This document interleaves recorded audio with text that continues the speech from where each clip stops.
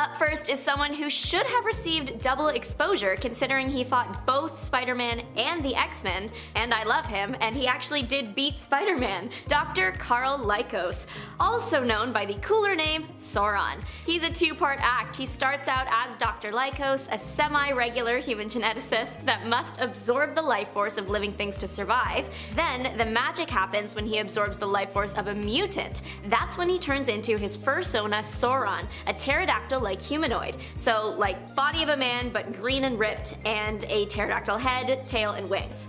Now, Dr. Lykos is not perfect, but he's also not really a villain yet. That's Sauron. His personality gets distorted when he shifts. Sauron is known for his super strength, hypnotic ability, and oddly enough, a meme. He appeared in Spider-Man and the X-Men, and of course it was a conversation with our sarcastic spider that gave us this gem. Spider-Man, in disbelief, asks Sauron why he turns people into dinosaurs when he could instead be using his DNA rewriting abilities to cure cancer, to which Sauron responds, and I quote, "But I don't want to cure cancer, I want to turn people into dinosaurs." Incredible. No notes, buddy. I am so obsessed with this line, but please let me know in the comments down below your favorite superhero quote. Up next is Beetle, and he has beef with everybody. For reference, he's brawled with the Avengers, Daredevil, Spidey, of course, the Fantastic Four, and Iron Man. To be fair to Beetle, the mask has been donned by about 7 different people. Spidey's Beetle was Abner Jenkins. What tragedy caused his sudden switch to villainhood? He was bored and poor. To rephrase, he was a talented mechanic working for an aircraft producer, but the job didn't pay very well and it just kinda was not that interesting to him. In search of something more, he decided the best way to gain international recognition was to make a suit of armor, call himself Beetle, and try to beat half of the Fantastic Four. Go big or go home. One of his big ideas involved kidnapping Dory Evans, the Human Torch's girlfriend. This plan was foiled by, of course, Spider-Man. Next villain was actually commissioned by someone we already know, J. Jonah Jameson. Jameson loves nothing more than seeing Spider-Man suffer, so much so that he commissioned a robotic expert, Spencer Smythe, to create the now iconic Spider Slayers. The first couple rounds of the robot suits, they had designs that have very strong coils to trap Spider-Man, and they were equipped with the ability to track spider DNA. Anything with spider DNA. This went just about as well as you're thinking. Spidey led the villain into a different spider exhibit, and the suit promptly had a breakdown. The first Smythe did make it to suit 6 before it was ultimately his undoing. Then his son took up the mantle, Mr. Alistair Smythe, now hating Spider-Man to the extreme because in a roundabout way, Spidey killed his dad. He got busy and refused to give up. He clocked over 15 different versions of the Spider Slayer's suits before a prison riot gone wrong resulted in a fight with Spider-Man in which Alistair was impaled on his own blade. Hydro Man is a Spidey-made problem. Hydro Man started out as a normal guy, Morris Bench. He was just a guy making a living working on cargo ships. One of the ships was holding a very powerful experimental generator, which are never words you want to hear living in this universe. The generator was being lowered into the ocean for testing, and as luck would have it, Morris Bench got knocked overboard by Spider-Man.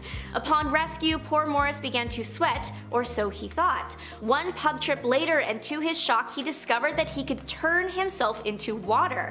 Though we have yet to see Hydro Man in the MCU, the water elemental in 2019's Spider-Man Far From Home is a close second. Producer Eric Carroll stated that he's of course inspired by a B-list Spider-Man villain called Hydro Man. Though the elementals turned out to be fake, a couple were based on very real villains, in the Spider-Man universe anyway. I'm not saying I agree with our next villain, but I can't deny that she has a point. Coldheart, she's a skilled swordswoman, martial artist, and owner of 2 cryonic swords that freeze objects instantly. Coldheart believes that superheroes commit crimes against humanity too great to be ignored. When a hero saves a city, or sometimes even a planet, it comes with a lot of destruction and innocent civilian casualties. One of these civilian casualties once was what caused Kateri Deserantos to turn into Coldheart. Her son Joey was killed in a brawl between an unnamed villain and hero. Since that day, Kateri vowed to get revenge on the superheroes of the world. It's implied that she had acted out her revenge on a few heroes using a suit provided to her by the agency she was working for. She did go after Spider-Man, but stopped her pursuit after Spider-Man saved another villain's child. The child begged her to spare him, and he quite literally thawed her heart. What thawed mine was the Christmas edition for Miss Coldheart and the story of her arrest. It It's no secret this woman has been through it and she misses her son so much that she still gives him Christmas presents. Spider-Man tracked Coldheart to her apartment, seeing her through the window gifting presents to her family. She was shortly arrested after, and when Spider-Man entered the premises, he discovered that her family was actually inanimate dolls. Feeling sorry for her, he left a gift at her prison window, a framed photo of her family. Our next foe not only fought Spider-Man physically, but also mentally. Miles Warren, later Jackal, was a biochemistry professor at Empire State University. While teaching there, he fell in love with his student, Gwen Stacy, Spider-Man's girlfriend at the time. When Gwen Stacy did unfortunately die, Miles blamed Spider-Man and began attempting to clone humans. This is when he turned into the villain Jackal. He worked to create clones of Gwen Stacy and Peter Parker, and through analyzing Peter's cells, he discovered that Peter was Spider-Man. He succeeded in creating a horrible version of Gwen that could degenerate any living thing she touched. He also created a clone of himself that Spider-Man had to defeat to save his best friend. Jackal is incredibly smart, strong, and agile. One of my personal favorite villains on this list is White Rabbit, civilian name Lorena Dodson. She had a good life. She grew up in a wealthy family. It was just a bit boring for her. She married a significantly older man at age 25, which ended up turning into the catalyst for her life of crime. She killed her husband and used the inheritance she received from the accident to purchase all the tech she'd need for her new crime-filled lifestyle. White Rabbit is incredibly intelligent and grew up reading to escape her mundane life. The novels later inspired her criminal activities. She ended up planning a Lewis Carroll-inspired robbing spree with popular Spider-Man villain Venom. Why Lewis Carroll? He wrote Alice in Wonderland, and she's White Rabbit, one of the characters. Some of her other robberies include fast food restaurants and book fairs. I love her, she's camp, and I'm obsessed. She later was hired as part of a villain army to kill, surprisingly not Spider-Man, but Mr. Negative. Mr. Negative originated out of a gang in China called the Snakeheads, which was heavily involved in human trafficking. During a trip in which he was helping transport slaves from China to the USA, the ship crashed and he stole the identity of Martin Lee, a deceased slave. Upon arriving in New York, the now Martin Lee went in search of fellow snakeheads in the city, but they were all deceased. He was captured and brought to a chemist that performs horribly illegal and mostly fatal tests on vulnerable individuals. The current tests are for a substance called D-Light, which gives survivors powers related to the Dark Force. For Mr. Negative, that means super strength, reflexes, and a healing touch, as well as a corrupting/brainwashing touch. Despite his name though, technically he's not all negative. Martin Lee still lives within Mr. Negative and is kinda like the kind alter ego, whereas Mr. Negative is the demonic, later turned New York crime boss half of him. As to why he was sought after by a mini-villain army, when another Spider-Man villain, the Hood, aims to rule New York, specifically the criminal underworld, Negative does not yield, and it basically starts a turf war. Mr. Negative later went on to help power up another Spider-Man villain known as Hammerhead. Hammerhead's life has never been easy. He was hit in the head with a hammer as a child by his father. He later ended his father's life in order to join a mob. His next head-related injury came from an alley fight. His skull was shattered and then replaced with one made of steel. That's kind of where he got the name the first time. The guy went through a series of gang wars before getting to his next head injury, this one being a gunshot through the back of his head. Mr. Negative, remember him? He offered to replace Hammerhead's whole upper skeleton with one made of adamantium, a practically indestructible material. Hammerhead now enjoys super strength and of course, durability. Hammerhead's last injury actually happened right beside another extremely popular Spider-Man villain, Black Cat. She was head of her own gang at one point, and Hammerhead was her second in command. I am biased because I am a cat person, and Black Cat has been my favorite Superman villain since I was a little girl. Honestly, I'm shocked she hasn't officially shown up yet. There have been many tries to get her on the silver screen, most recently the cancelled film Silver and Black. A character was introduced in the Amazing Spider-Man film series that was intended to become Black Cat, but the third movie was never made. Black Cat is most known for her bad luck. With the average black house cat, you have nothing to worry about. With her though, use a 10-foot pole. She had cyber enhancements done to her body that literally affect whether or not you will experience bad luck. Her suit has sharp claws, enhanced strength, and she is highly skilled in many any martial arts. She takes after her father, a master thief who encouraged her to always be the best version of herself. Starting off this list supremely strong, we are talking about Mr. Sinister. What makes Mr. Sinister so great? Well, he's not really just one person anymore, but many different people kinda all combined together, or well, split, but you know, all joined by the fact that they're all a version of Sinister. Are you confused yet? Don't be. Allow me to explain. A while ago in the comics, we learned that while we believed that Nathaniel Essex had basically transformed into Mr. Sinister, it turned out that Nathaniel Essex had actually kinda just died, and Mr. Sinister had instead taken his place. And then we learned it wasn't just Mr. Sinister who was created to do this, but instead 4 clones total, each one different with their own focus in terms of the answer to evolution, which means that Sinister is so much more than Sinister at this point. That plus his own recent accomplishment of conquering all mutants and creating his own reality, which was shaped in his own image and sense of Sinister, is what makes him so powerful. Basically, don't underestimate Sinister. Speaking of those who aren't what they seem, Brother Blood recently claimed to have been turning over a new leaf during his appearance in the Titan series. Now, I wasn't buying his claims myself though, because I know just how dastardly and dangerous this villain can be. Although that being said, while I didn't believe he'd come over to the side of good, I was excited to see him. I don't think Brother Blood ever gets enough love, so I'm always super excited to see him appear in the comics. Brother Blood has been a long-standing Titans villain, and he's quite frightening to be honest with you. Brother Blood's powers allow him to take complete control of anyone whose blood he possesses. So if he ended up with a lot of superpowered blood on his hands, you can imagine just how unstoppable he could be. Or not even on his hands, just in his possession. This next villain could have been iconic due to how old he is in comic book history, but unfortunately his first story in the comics left him without any way to continue his career of crime at that time. We're talking about one of the first mutant villains to have ever appeared, the X-Men villain, Vanisher. Vanisher made his first appearance in issue number 2 of the X-Men, making him the second mutant villain to ever appear in X-Men comics.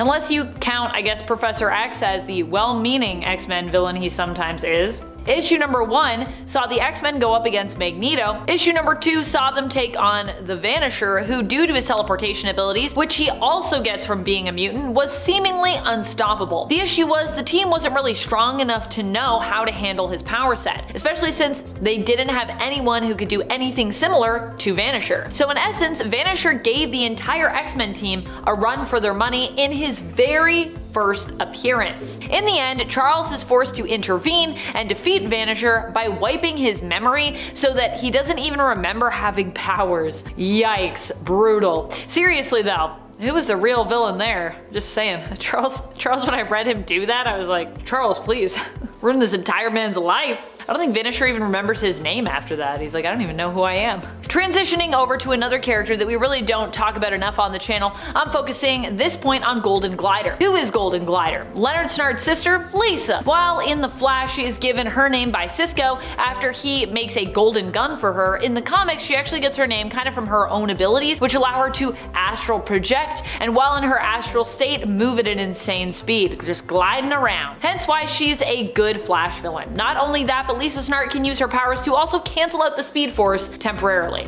Still pretty impressive, even if it's temporary. If Golden Glider is one of the most underappreciated villains on the Rogues team, or Rogues affiliated anyways, depending on the story and the continuity, Sandman is one of those members of the Sinister Six, who often falls by the wayside as well. However, Sandman is actually insanely powerful and terrifying if you ask me. He can control the sand he's made up of and use it to increase his mass, his size, and strength significantly, making him more dangerous than most other human-sized villains that are out there. He can also easily escape, as he can reduce his size and density as well, making it easier for him to get away, shrink up, and just slither off his sand. He can also increase his density, making him extremely durable. He's also virtually immortal now that he's all sand, and he doesn't require food or drink to live, or even, honestly, air to breathe. In a similar vein to Sandman, we have Clayface. Clayface comes to us not from Marvel, but instead from DC, and is primarily known as a Batman villain. He can shapeshift as well, making him a hard character for someone like Batman to deal with. Batman is typically known for his deduction skills, and as a shapeshifter, Clayface is harder therefore for Batman to track down. This is also why Clayface is such a strong ally to Batman as well, during the times when Batman did manage to reform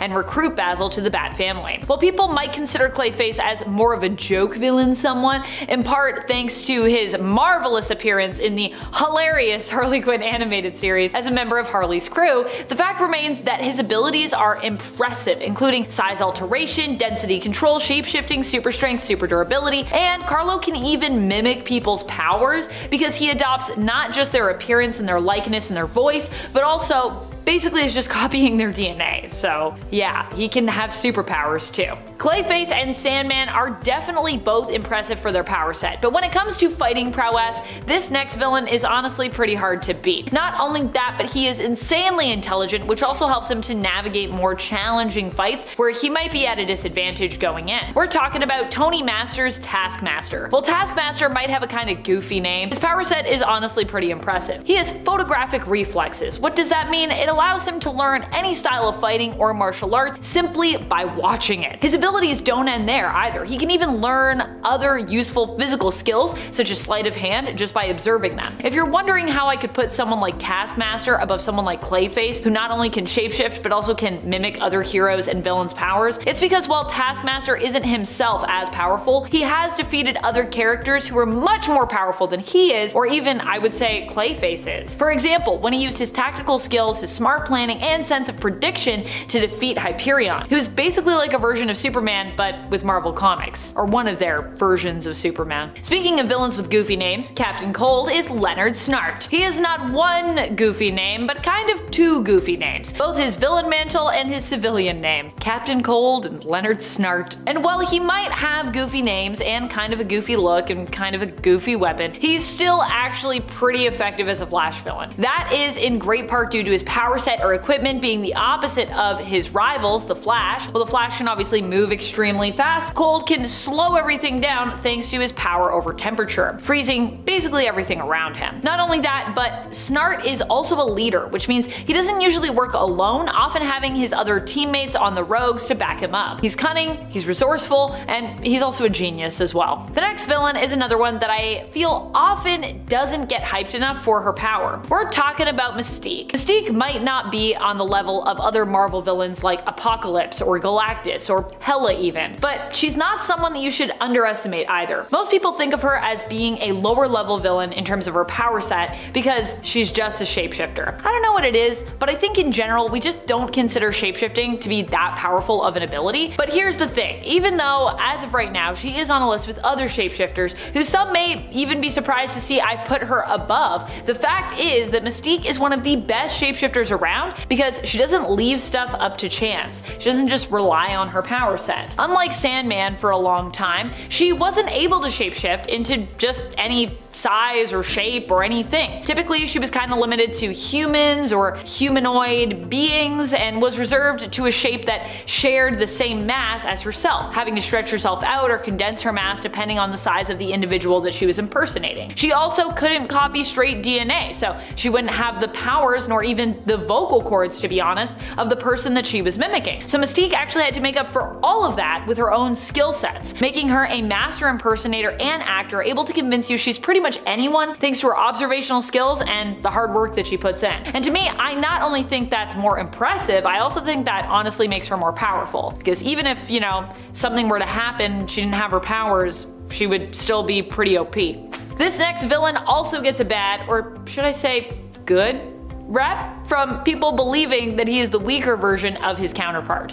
We're talking about Bizarro, the Bizarro clone or possibly otherworldly reflection of Superman, depending on the origin that you're going with and the story that we're referring to, because there's been many different Bizarros throughout the years. Bizarro, however, overall might not always be as brilliant or as beautiful as Superman, although sometimes he is pretty brilliant, but he's still got similar powers to one of the most powerful superheroes of all time in all of comic book history, Superman. And that should be enough for me to crown him with our top spot, so hats off to you, Bizarro. Lex Luthor. Superman's arch nemesis has been a big deal for nearly a century, remaining at the top of his league as one of the most recognizable villains in all of DC, and that's thanks to his hidden superpower, the ability to keep up with the times. When Lex first started out in the Villain League, he was far different from the Luthor we've all come to know and love. In fact, he went by Alexi Luthor and even started out with red hair. Funny enough, Lex's baldness can be attributed to an art mistake where the penciler confused Lex with the bald and bulkier Ultra Humanite, giving us the look that Lex would rock for the rest of his existence. Now as time went on, he transformed from just a mad scientist into this evil businessman type. He still had this evil genius side to him, but now he had a big corporation doing his dirty work, which made him a more complex villain, adding depth by showing a different kind of intelligence and ambition. Now post-Crisis, the modern Lex is a mix of all these versions. He's an evil genius with the resources of a huge corporation, giving him a blend of sophistication and power. Next up is Magneto. For a character that started off as basically a knockoff to Doctor Doom, Magneto has certainly come a long way from being perceived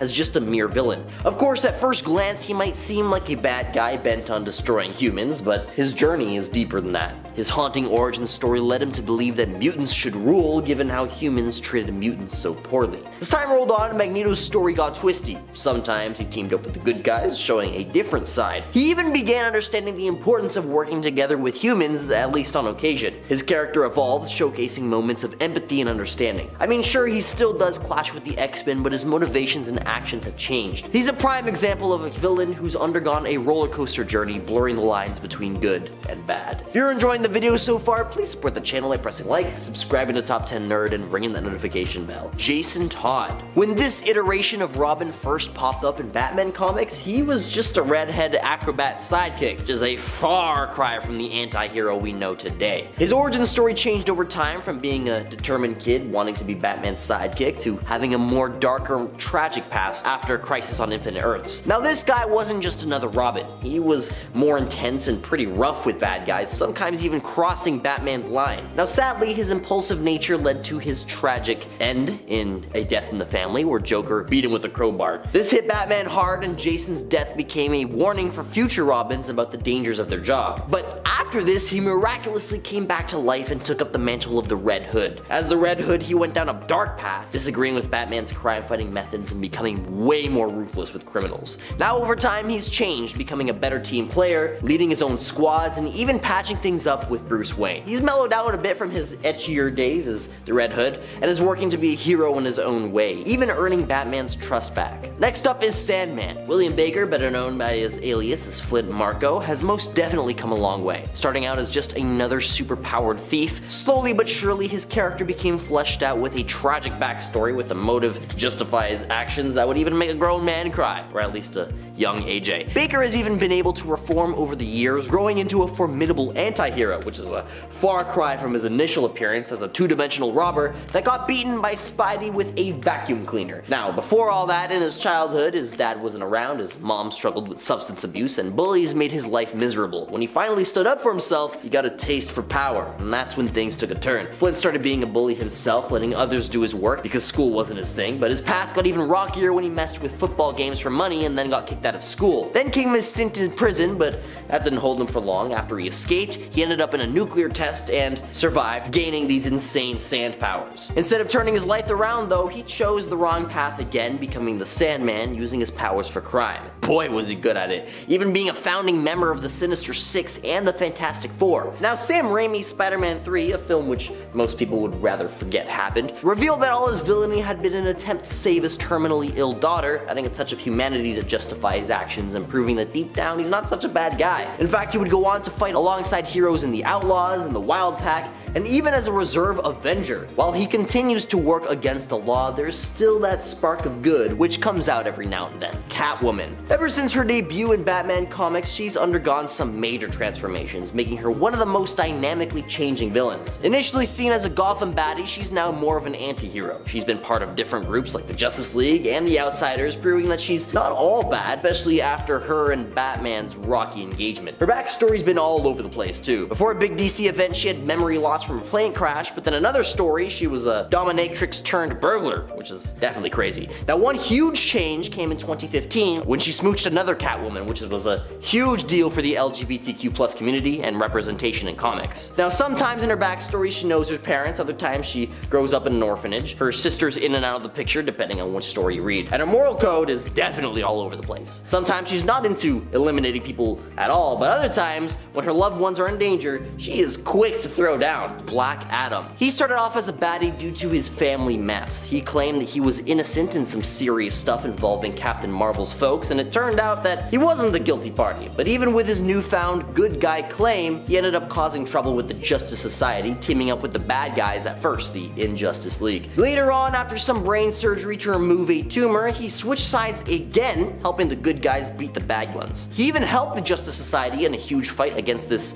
demon dude. Now, they were weary about letting him join the team because of his super shady past, but eventually they gave him a chance. The thing is, he couldn't shake his old ways entirely. He and some pals went a bit too extreme, deciding to take justice into their own hands by offing a terrorist, which caused a huge fight in the Justice Society again. Even though he had moments of being a hero, his past just kept on haunting him. He had ups and downs, sometimes doing good, sometimes causing chaos, but lately he's been leaning more towards the hero stuff, teaming up with big leagues like the Justice League. But the big question hanging over him is whether he'll stay on the hero path or slip back into his dark side. Thanos, the big baddie from the Marvel Universe, didn't always look the same or act the same in comics or in movies. When he first popped up in the 70s, he was this skinny, less wrinkly purple guy, but as time passed, artists beefed him up to resemble the much bulkier villain we recognize today. This dude didn't just change physically though. He started out as a shady character, working behind the scenes and using gadgets for power, but later, he upgraded to this super powerful being wielding insane cosmic abilities, culminating in the infamous Snap. But he didn't always stay a full-time bad guy. Sometimes he teamed up with the good guys, which was pretty weird, and in a comic series called Infinity, he even got his own squad of followers, making him way more organized in his evil deeds. They did lots of changes for the movies too. In Infinity War, Thanos wasn't just this evil guy for the sake of it. He had the idea to make the universe better by destroying half of anything, which was pretty crazy. Dr. Doom, usually the thorn in the side of Fantastic Four, but once in a blue moon, he pulls off a move that makes you think twice about his villainous ways. In this wild Marvel showdown called Secret Wars in 2015, Doom did the unthinkable, admitting that Reed Richards, Mr. Fantastic himself, could have done a better job with all the power Doom had, which is super shocking considering it's coming from Dr. Doom. Even more mind-blowing, Doom gave up his crazy cosmic powers to Reed, and in return, Reed fixed Doom's messed up face. Now, after this whole power swap, Doom went all in to be a good guy. Yeah, that's right. When Tony was out of action because of Captain Marvel, Doom took on the Iron Man gig. And guess what? He was not pretending. He genuinely wanted to be a hero, which is just insane to think about. But even for a hot minute, he had even teamed up with the Human Torch and the Thing, fighting the good fight. Major Disaster. Once a not so popular green baddie, Major Disaster surprised everyone by flipping the script and joining the Justice League of America. Back in the day, he was like this forgotten action figure buried deep in the toy chest, a Z-list villain that nobody really cared about. But then, he became a Justice League member during the Joe Kelly and Doug Mankey's JLA run, and the shockwaves were astronomical. A villain teaming up with the heroes was major eyebrow-raising material. At first, the League gave him the side eye as expected, trust issues, you know, but slowly but surely they warmed up to him. This was Major Disaster's shining moment in the big leagues.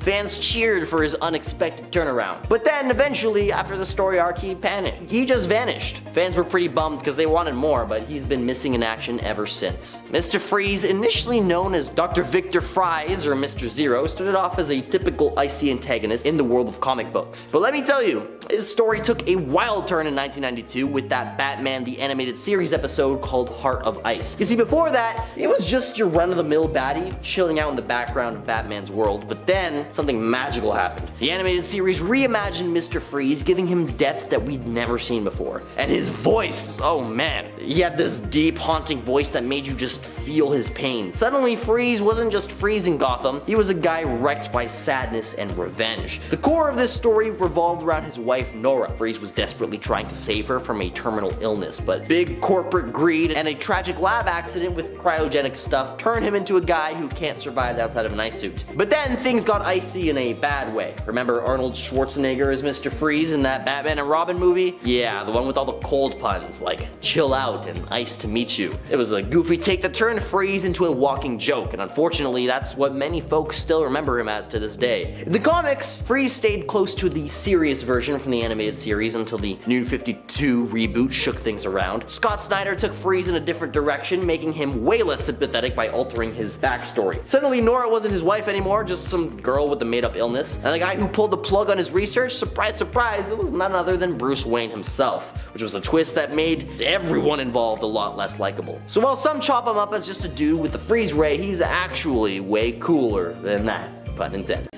What makes a detective great? Their deductive reasoning, their ability to access any place or person, their overall intelligence? Or is it their ability to turn on detective mode at any time? Detective Chimp has to be hands down one of the most powerful detectives around. What makes him so great? Probably his intellect. Detective Chimp is Bobo T. Chimpanzee. And while you might be thinking it's wild that I included a chimpanzee on my list, this isn't just any chimpanzee. Also, this is comics, and for a while there, monkeys and apes sold big time. So primates are a weirdly large part of our comic book history overall, Bobo included. Bobo was given the abilities to understand and communicate with all animals in addition to super genius intelligence and, I believe, eternal youth by the Fountain of Youth. That's right, the Fountain of Youth. So while he doesn't have super strength or the ability to fly around, Detective Chimp is still considered to have superpowers of a kind, and he often uses those powers, his smarts,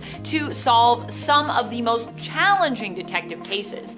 Oh yeah, and he's even dabbled in the realm of the mystic as well. Next up, it seems like Luke Cage has a thing for amazing lady detectives because he dates Misty but also later ends up married to Jessica Jones, who has also become known for her sleuthing abilities in the comics. If you don't know Jessica Jones, she initially started out as a superhero going by the name of Jewel. She had the superpower of super strength and she can also fly, but eventually she fell under the influence of Purple Man and was only freed from her brainwashing when she was forced to fight against the Avengers. This experience changed her, and while dealing with her trauma surrounding these events, she decided to help people in a more grounded way as a detective instead of as a super. This next entry from DC never gets enough love in the comics or in videos like this, which is why I'm excited to include him here.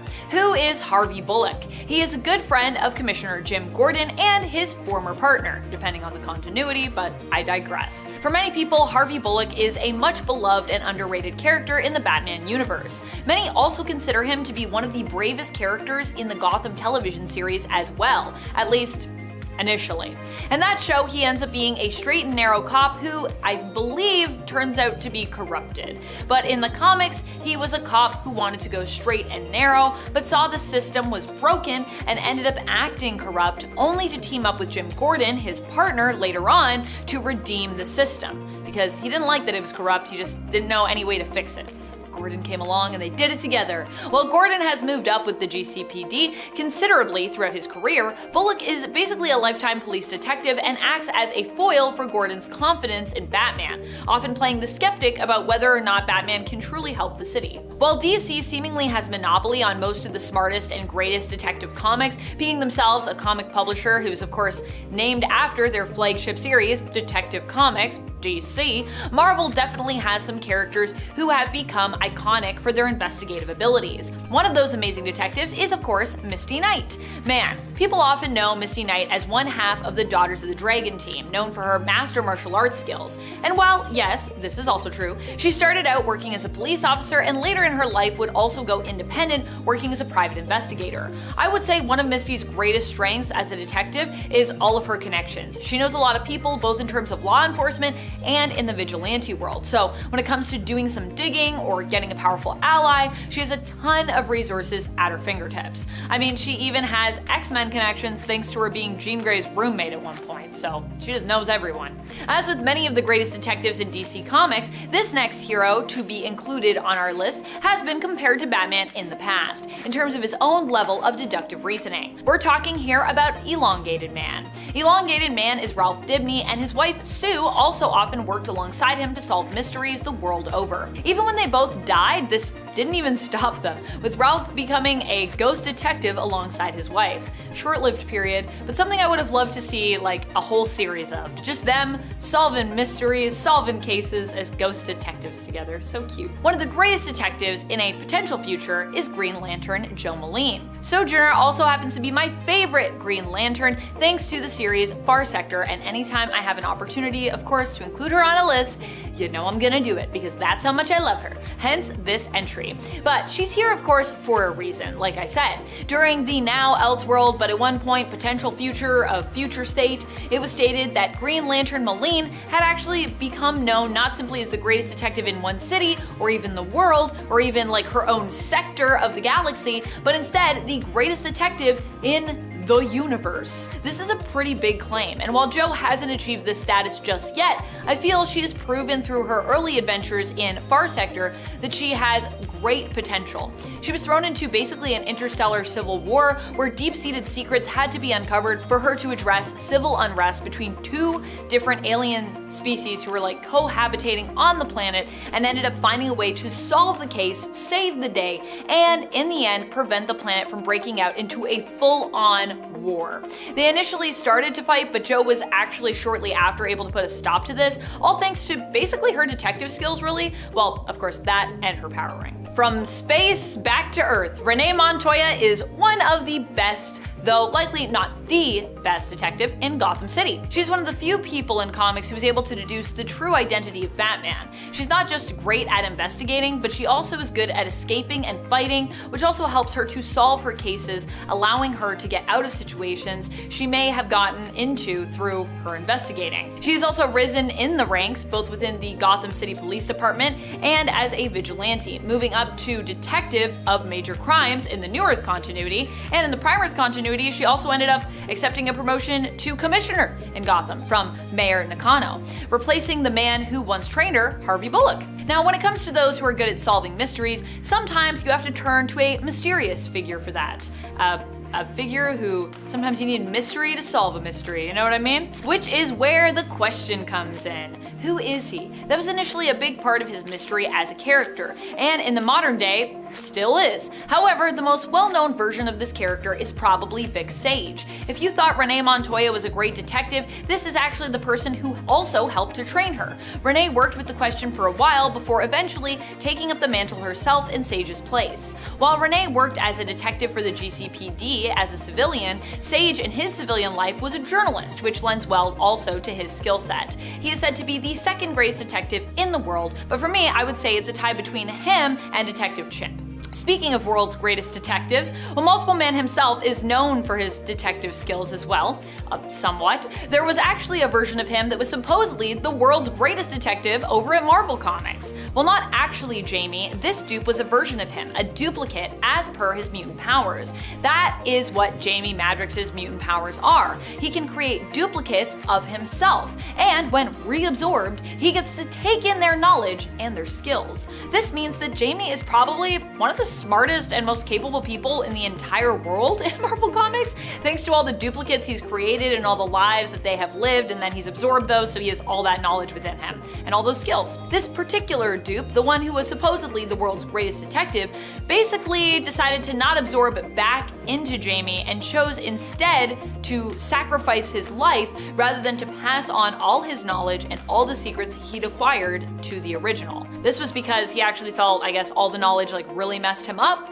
and I don't think he wanted to burden Jamie with it, but also I think he thought the fact that Jamie creates duplicates to send them out into the world to live all this stuff, and then sometimes it's terrible, is pretty awful in and of itself, which kinda true. Batman is hands down one of the best detectives we have in comic book history, like overall. Like, we're not just talking DC, we're not just talking Marvel, I'm talking all of comics. He is known as the world's greatest detective at DC Comics. That being said, he's had some stiff competition over the years, but when it comes to the most iconic and often most capable detective we have in the comics, Batman still, I would say, has to take the top spot. I mean, Batman made his first appearance in Detective Comics.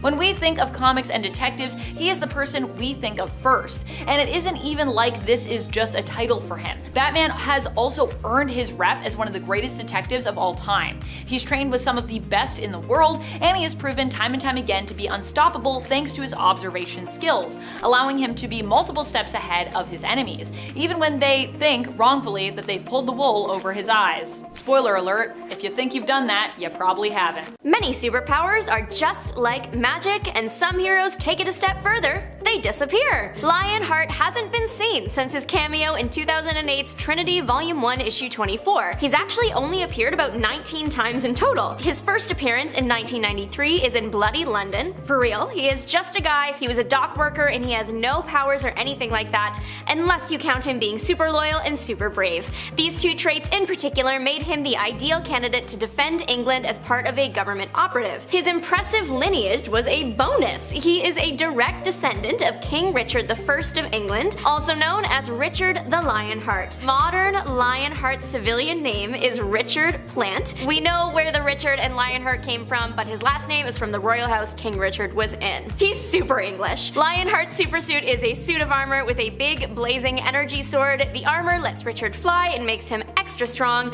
but not strong enough to defeat aliens apparently, at least not at first. Joining up with the Justice League, they fought a bunch of alien parasites that were making London's rivers run red. This entire plot was called Bloodlines, and it will come back. Lionheart did get bitten by an alien, tragic, but he lived and continued to fight another day, still teaming up with the Justice League in the future. During the whole Bloodlines thing, most people who survived alien bites got powers, but it doesn't look like that happened to Lionheart. Did you know that being annoying is not only a talent, but also a superpower? The Heckler is the best at it. His special power is the ability to annoy anybody, which is true. It's annoying how he randomly appears and then disappears forever. His last appearance was more recent. He was in the 2021 series One Star Squadron. It was only about 6 issues, but it was a lot of fun. The Heckler is part of a team of heroes who could make these lists. They are basically on-call superheroes. You use their on-demand hero app to order. The Heckler is just funny. Everything about him. His creator, Keith Giffen, created him in the first place because he wanted to work with Bugs Bunny, but felt that it wouldn't be approved, so he made a superhero Bugs Bunny. Like Bugs, the Heckler essentially makes his opponents destroy themselves through smart mouth comments and pointed insults. In issue 3 of his 6-issue series, they invented a new zodiac sign for him, Heckalarius. If you were born between Pisces and Aries on a leap year, then you are actually Heckalarius. That means you're bright, mirthful, and mischievous. This isn't important, I just think it's funny and relevant because it's a leap year this year. The Heckler's civilian identity is Stuart Mosley, the awkward owner of Skid Row Diner Eats. The Heckler has been in about 14 or 15 comics. He was supposed to get one more, but the 7th Heckler comic never made it to print. That's all, folks. Argus is the name of a few different DC things, the most popular being a US government agency, but the lesser known Argus is Nick Kovac. The US government knows him as Nick Kelly for all the right reasons though. After his father passed, Nick joined the army as Nick Kelly, proving himself capable. He later joined the FBI. Eventually, he had a run-in with an alien, much like our guy Lionheart, and was bit, but he got superpowers. The powers included the regular stuff like extra strength and speed and reflexes, but he also got enhanced vision and invisibility. In Greek mythology, Argus was a giant with 100 eyes, so it's thought that Nick drew inspo from this when he was choosing his hero name. His enhanced vision is very enhanced. He can see ultraviolet, radio waves, x-ray, infrared, if you're lying, through illusions, and slightly see the future, which is kind of wild. He's teamed up with the Flash to defeat an evil robot. Much to his displeasure, he doesn't like the Flash. Argus has had his fair share of hero trauma. At one point, he had his eyes removed, which would be awful for anyone, but if your entire power set is based on your ability to see, that's extra not good. He did get them back though. The last time we saw Argus was in the 2009's Faces of Evil, Prometheus 1, and he was in a team of 3. Fortunately, our guy survived, but one team member didn't, and he hasn't been seen since. Yet another victim of the alien snacking habits is Joe Public. He was a regular Gotham City gym teacher who deeply cared for his students and wanted to see them succeed. When one of his students passed due to a bad, colorful set of pills, he decided to track down the dealer. He knew it was someone called Happy Jack, and the good news is, so did Batman. During the hunt is when Joe and Happy Jack were attacked by the hungry alien. Joe survived, Jack didn't. His power was the ability to absorb the strength and energy of what's around him, but he has to stay near the person or he will lose the power. Him and Batman defeated the alien that bit Joe, and Joe fully stepped into a life of heroics after. He continued to partner with Batman on occasion, one time taking down Corrosive Man. Joe, to my understanding, is just Joe. He is face out, only sunglasses for his eyes, real name is his super name, which is rare. In 1996 is his last appearance and mention. He appears as a hallucination in Batman Shadow of the Bat issue 50, and then in issue 53 he is mentioned by another character to be a friendly vigilante, which implies that he is still out on the town fighting crime. Technically, this next guy did disappear because he moved 6 feet under, but he's so funny I could not let him slip under the radar. His name is Defenestrator, from now on Mr. D. He was a member of Super Squad Section 8. He did start as a bit of a bad guy. He went to Arkham Asylum for attacking an officer, but he was reformed and joined the hero team, which is great.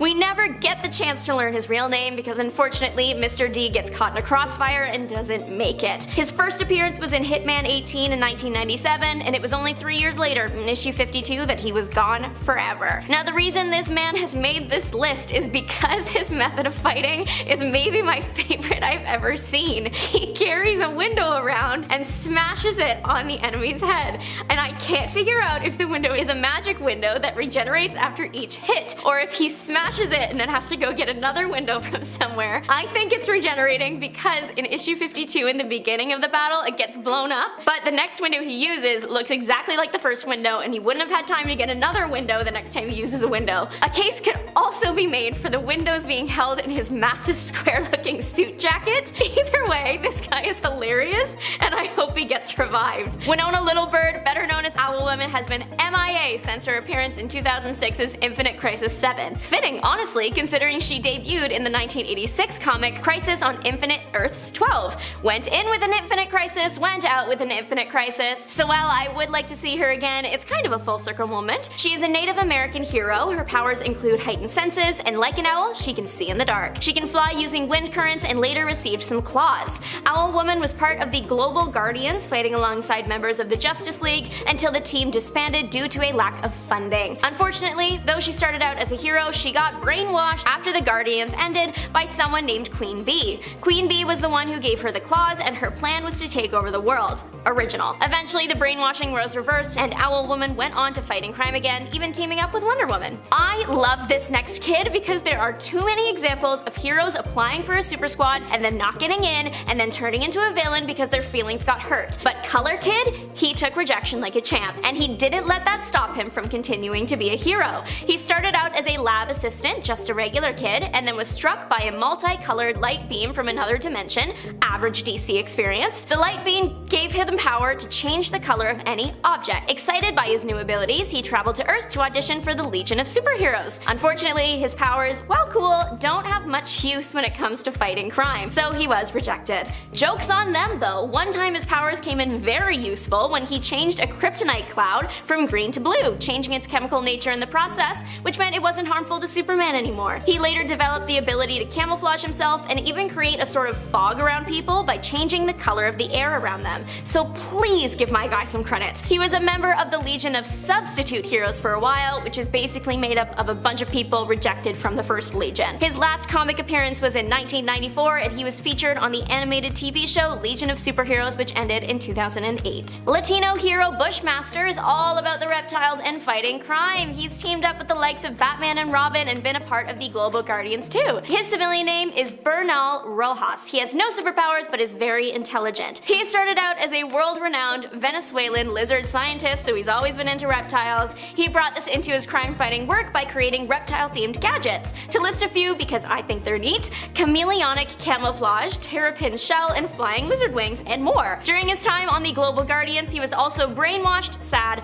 but it's only a few battles later that he's back to himself. The really sad part is once he and the other Guardians parted ways, they are attacked and he doesn't make it. How could they do this to my guy? It happened in 1994's Justice League Quarterly issue 17. He was around about 8 years before his departure, debuting in 1987's Infinity Inc. 34. There may even be a second Bushmaster somewhere out there. In Final Crisis, a new guy is seen in the outfit running around, but we don't know anything about him, so keep an eye out for Bushmaster Part 2. Crimson Fox is pretty unique. There have been 3 people to take up the name, and yet only 2 versions of the hero. The original first Crimson Fox was a pair of twins, Vivian and Constance. Their parents were killed by a pharmaceutical company. Vowing revenge, the sisters started a rival company and became the Crimson Fox. There was one problem: their company did so well, it put the other one out of business, meaning the sisters were now very public figures. They didn't want it to seem odd if a public figure disappeared every time a hero appeared, so they decided to fake one twin's death so they could be CEO while the other fights. The sisters drew straws to see who would have to fake their death, which is just something that I can see sisters doing. Their main power was pheromone control. They debuted in Justice League Europe in 1989, joining the Justice League of Europe. Unfortunately, Vivian passed while on a mission in 1995, and Constance followed in 1998. Years later, in 2006, another Crimson Fox appears and claims to have inherited the twins' fortune. We just don't know how. She's got all the abilities that the twins had, and she's doing it basically how the twins did, so I say we let her keep going. Online, it lists her final appearance as Checkmate Volume 2, Issue 31, but in the comics, she's seen getting back up after the fight in there, so where did you go, girl? Crimson Fox has also been in 2 TV shows. The first was in the animated show Justice League Unlimited in 2006,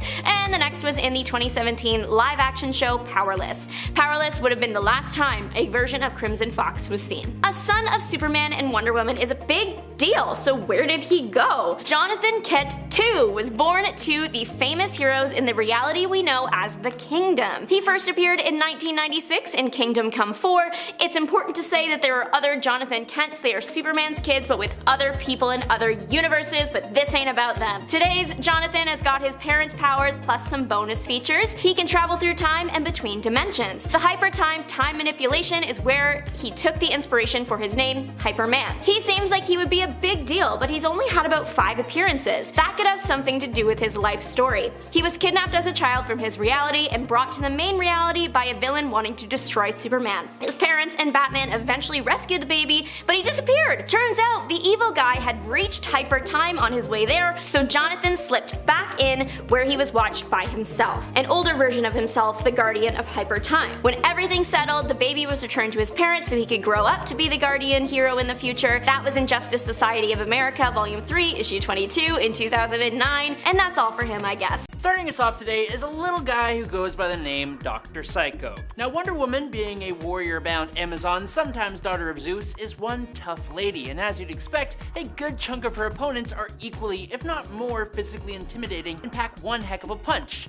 And then there's Dr. Psycho. Dr. Psycho is not physically intimidating at all. He is 3'9" with no kind of super strength. But what Dr. Psycho lacks in physicality, he makes up for in being absolutely psychotic, but also one of the strongest telepaths on the planet. Psycho can match up to Martian Manhunter in terms of his telepathic prowess, and can control multiple different minds with his powers at the same time. On top of that, he is just so incredibly sadistic. When combined with that absolute power, he can cause a bad day for even someone as capable as Wonder Woman. And before we move on, I'm curious, who are your favorite underappreciated villains in not just comics but in any form of media? Let me know down in the comments below. But next up on the docket for today is Lord Deathman. The Japanese crime boss known as Lord Deathman has battled Batman both in American comics and in Japanese manga, using his powers to seemingly overcome death itself, able to rise from the grave no matter what his injuries are. In his first appearance in Batman 180 in May 1966, he passed away 3 times using a yogi technique to appear passed away before the final conflict, which saw him actually get struck by lightning and go on to the pearly gates. But since then, he has actually gained the real power to come back from the grave, but at the cost of having a bare-boned skull for a head. His regenerative abilities are so powerful that his fluids are used to create the infamous Lazarus pits that Ra's al Ghul uses to stay young and immortal. One of the first ways Batman defeated Lord Deathman with his new powers is honestly a little out of character for the Crusader. He threw Lord Deathman off of a building into the path of an armored car, which took the criminal down just long enough for Catwoman to lock him in a safe, and then he was shot out into space, and he still somehow came back. Next up is Rogal Zar. Rogal Zar is basically an alien warlord who was actually created by the papa of Superman. Jor-El. Rogal was responsible for destroying Krypton along with Empress Gandello of the Trillium Collective. He went on to later invade the Fortress of Solitude, and he destroyed the shrunken Kryptonian city of Kandor. Now, following a series of battles with Superman and Supergirl, the pair were only able to come out on top when the Girl of Steel used a Phantom Zone projector to send Zar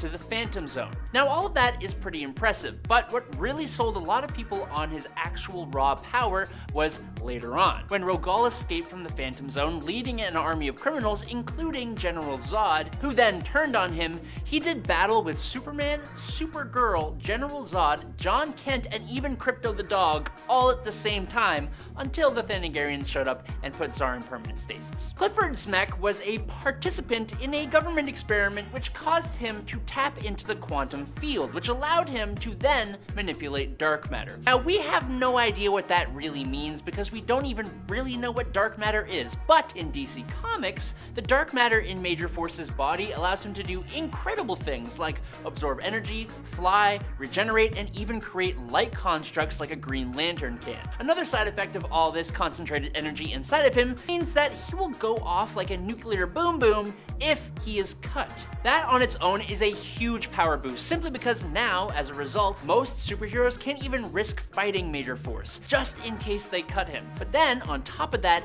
even if he does go off, ripping apart his own body on an atomic level, the dark matter that he controls will just put Major Force back together again. And that's not even everything. Not only is Major Force a physical threat, but he is also, just to top it off, a psychological genius. Simply by talking to the Green Lantern Kyle Rayner, Major Force convinced the superhero to give up his own power ring, the source of his power, and one of the most dangerous things in the universe. Prometheus is going to be up next on our list today, and heroes and villains with no powers always seem to be some of the most powerful. It's kind of strange. Prometheus, after seeing his criminal parents pass away at the hands of the police, he vows a vendetta on any form of justice, a vendetta that would push him to be able to defeat the entire Justice League single-handedly. He shot the Martian Manhunter with a dart that turned his powers against him and set him on fire. He infected Steel's armor with a computer virus which commanded the suit to damage the Watchtower. He hypnotized the Huntress into unconsciousness, attacked Green Lantern with a neural chaff that rendered his ring useless. He trapped the angel Zariel in limbo, tricked the Flash into believing that he had planted motion-sensitive devices that would just go off if the Flash used his powers, and he defeated Batman in hand-to-hand combat, which is nuts. His origin is very similar to Batman's. After his parents were dispatched from the mortal plane, he would travel the globe training and becoming the ultimate combat machine. But he also attended all the top universities, learning as much as he could. He eventually set up a base in the Ghost Zone, and from here he built an armor that could download information on any opponent's fighting style, kind of reminiscent of Taskmaster's ability from Marvel Comics. He is kind of crazy capable, but his vendetta on any kind of justice, plus his Batman likeness, just kind of makes him a little weird to me. Next up, we got Tattooed Man. Abel Tarrant was a sailor who discovered a strange chemical that could bring drawings to life. Now, realizing the potential this chemical had, he inked his entire body with it and became the supervillain Tattooed Man. While performing crimes, his ink actually comes to life to attack his enemies. Over the years, he has fought superheroes with tattoos of tigers, cars, ships, monsters, bears, fire, planes, and dinosaurs. He can even use a tattoo of wings to give himself the ability to fly. Tattoo Man has never been considered a super serious threat, but I think he should be, because he is only limited by his imagination. There is nothing stopping him from creating a tattoo of a nuclear boom boom or even a black hole. If he inked kryptonite onto his body, there's no reason that he couldn't take down Superman if he wanted to. Next up today is Dr. Sivana. It's almost ironic that some of the biggest and the strongest superheroes find their adversaries in the form of kind of creepy, somewhat old, bald men. Superman has Lex Luthor, who isn't old, but he is bald. And then for Shazam, he's got Dr. Sivana, who is indeed both old and bald. Sivana is not the kind of guy who's going to be engaging in a battle of fisticuffs, but that's fine because his strength is in the brain department. The villain doesn't have a ton of monumental feats, but one of his best comes to us in the Multiversity Thunderworld Adventures. In the opening pages of this comic, Sivana literally attacks the Rock of Eternity, which is the source of Shazam's powers and the home base for the wizard Shazam. This place has never ever been attacked for an eternity, and Sivana attacked it with a bigger rock of eternity, which is weird. He had his own Shazam-like team of superpowered children and his own multiversal duplicates helping him along. He manages to take the wizard Shazam prisoner and mine the rock for its own power, granting himself his own monstrous Shazam-like form, and it's crazy. Now, with a name like Psycho Pirate, it's easy to not take this villain too seriously, but Roger Hayden is quite the capable guy. Hayden wears a faceplate called the Medusa Mask, which can control the emotions of anyone nearby, and he staunchly believed that this was his ticket to riches and power. When heroes or the police try to stop his crime sprees, Psycho Pirate just uses his mask to overwhelm his opponents with shame, guilt, depression, or any other number of emotions. He can also make a person develop a phobia of anything he wants them to be afraid of. Like, in his debut issue, he made Dr. Fate, one of the most powerful magic users in DC Comics, develop cytophobia, aka the fear of food. And then he attacked Fate with a pizza. That's amazing! Psycho Pirate has played a huge part in some of the biggest DC comics ever, including Crisis on Infinite Earths and Infinite Crisis. If you needed more proof, Amanda Waller, the head of the Task Force X program, aka the Suicide Squad, has claimed that Psycho Pirate is one of the scariest beings in the universe, calling him, quote, a man who could make gods go mad, a man who could make the mad gods sane again. And in our second place today is Extant. Henry Hall, the brother of Donald Hall, aka Dove, started his comic book life as Hawk, being empowered alongside his brother by a Lord of Chaos and a Lord of Order who had fallen in love. Now, Henry represented chaos. Hawk and Dove together were vigilantes and were even part of the Teen Titans for a time. After the Crisis on Infinite Earths, however, in a dystopian near future that was home to a time-traveling hero called Wave Rider, Henry had become an oppressive tyrant named Monarch who ended up going back in time and fighting the modern-day heroes before he was wiped out by the Henry of the present day. I hope you can follow that because it was kind of hard for me to follow when I read it. Present-day Henry then took up the Monarch title and mantle in the modern day, becoming a villain. Now, eventually, Monarch stole the time powers from Wave Rider and then allied himself with Parallax, aka the corrupted Hal Jordan, and he took on the new villain name of Extant. While he was the front for Parallax's scheme to recreate the multiverse using alternate timelines, he tried to alter time to give himself an entire army of superheroes and found himself battling all the greatest members of the JSA, and Extant tore through them all like they were a joke, and he even used his temporal powers to age up the members of the JSA that he didn't just straight up send to the afterlife. And lastly today, I think anyone who hasn't heard of this villain before would be forgiven. When you think of the most fearsome villains, specifically the villains of Captain Marvel, otherwise known as Shazam, you may not first think about the 7-inch long sentient worm from Venus known as Mr. Mind. This diabolically evil mind-controlling worm, after the events of Infinite Crisis, would cocoon himself and then emerge as a massive monstrosity capable of manipulating reality, consuming universes, and traveling through time and space. He was described as, quote, eating years and events from this universe's history, altering the Earth with every flap of his giant wings. It took a combined effort from Booster Gold, Supernova, and Skeets to defeat Mr. Mind by trapping him inside Skeets' shell, which was fortified by the Suspendium. Then, Booster Gold threw Skeets through time with the help of Supernova to the day that he was first discovered on Earth by Dr. Sivana, and then he's trapped in a time loop forever. So they didn't actually end him or defeat him, they just trapped him. This all-powerful, mind-controlling 7-inch long worm. With a name like Apocalypse, yeah, you're gonna be a problem. Apocalypse can't be permanently killed. He can die. He will come back, though. He's the youngest on this list, I think. The baby, he's only about 5,000 years old. Apocalypse is an external mutant. That means the resurrection thing is part of his mutation. It's not a common mutation. He's special and different. He was recruited by the Celestials to join the line of Guardians. The Celestials took him away, added some celestial tech to his body, making him even more powerful than when he started. To stay alive as long as he has, he must hibernate like a bear, then when he wakes up, he makes a mess and goes back to sleep. One time, he woke up and then almost immediately tried to start a war between humans and mutants and take over the world. Apocalypse can regenerate himself from a single drop of blood, he can alter his body in a variety of ways, like make himself taller, he can fly, disintegrate you with a little tap of the finger, teleport, wield magic, absorb energy, plus more.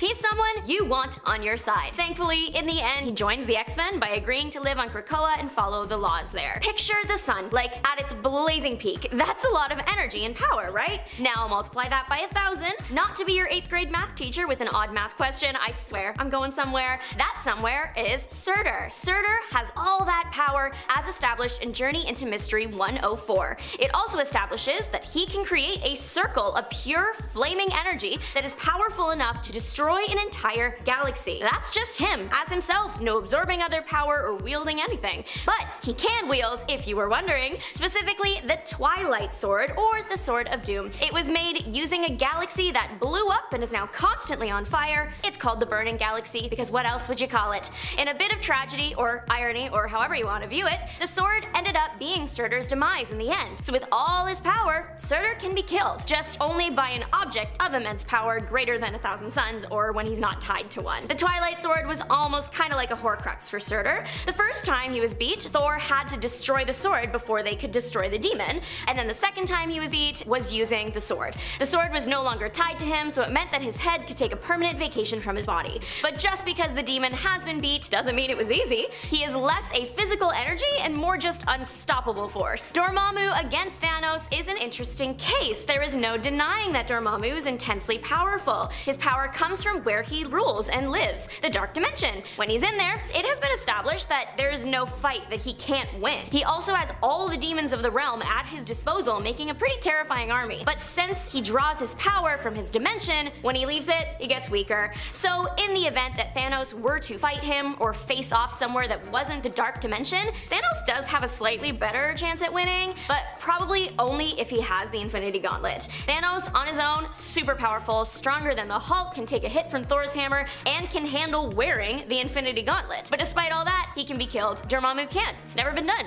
If you kill him, you kill his dimension, which is near impossible to do. Thanos, without his special mitten, wouldn't stand a chance. Ego the Living Planet has caused many a problem for many a Marvel hero and villain. The way to destroy Ego is to destroy his core, and that is hard to do. It did happen, but then he just reformed himself later, so does that really count as death, or was it just rest and rejuvenate period? To survive, this man planet started absorbing other planets, that is so heavy metal. He battled Galactus twice. The first time he won with the assistance of Thor, but that doesn't mean he wasn't doing fine on his own. The second time Galactus showed up, Ego had gone insane, and Galactus didn't even want to touch that. Literally noped out of there, God help. Galactus goes to Thor, describes Ego as a menace that even he stands powerless against. The first time Ego was destroyed, the gravitational pull of the sun got hold of him. He tried to run, but crumbled instead. I looked it up. Earth's gravitational pull is about 9.8 meters per second squared. The sun's is 274 meters per second squared. But even though the sun was his ending, it was also his new beginning. The energy from it activated Ego's photosynthetic form of revitalization, and he got himself back together. He later fought a clone of himself, Alter Ego, and won. Good job. But it turns out Ego the Living Planet is only a small part of a big super ego. Super ego is a living bioverse. It's partially sentient. It's sentient enough to get a specific enough with who it's trying to attack.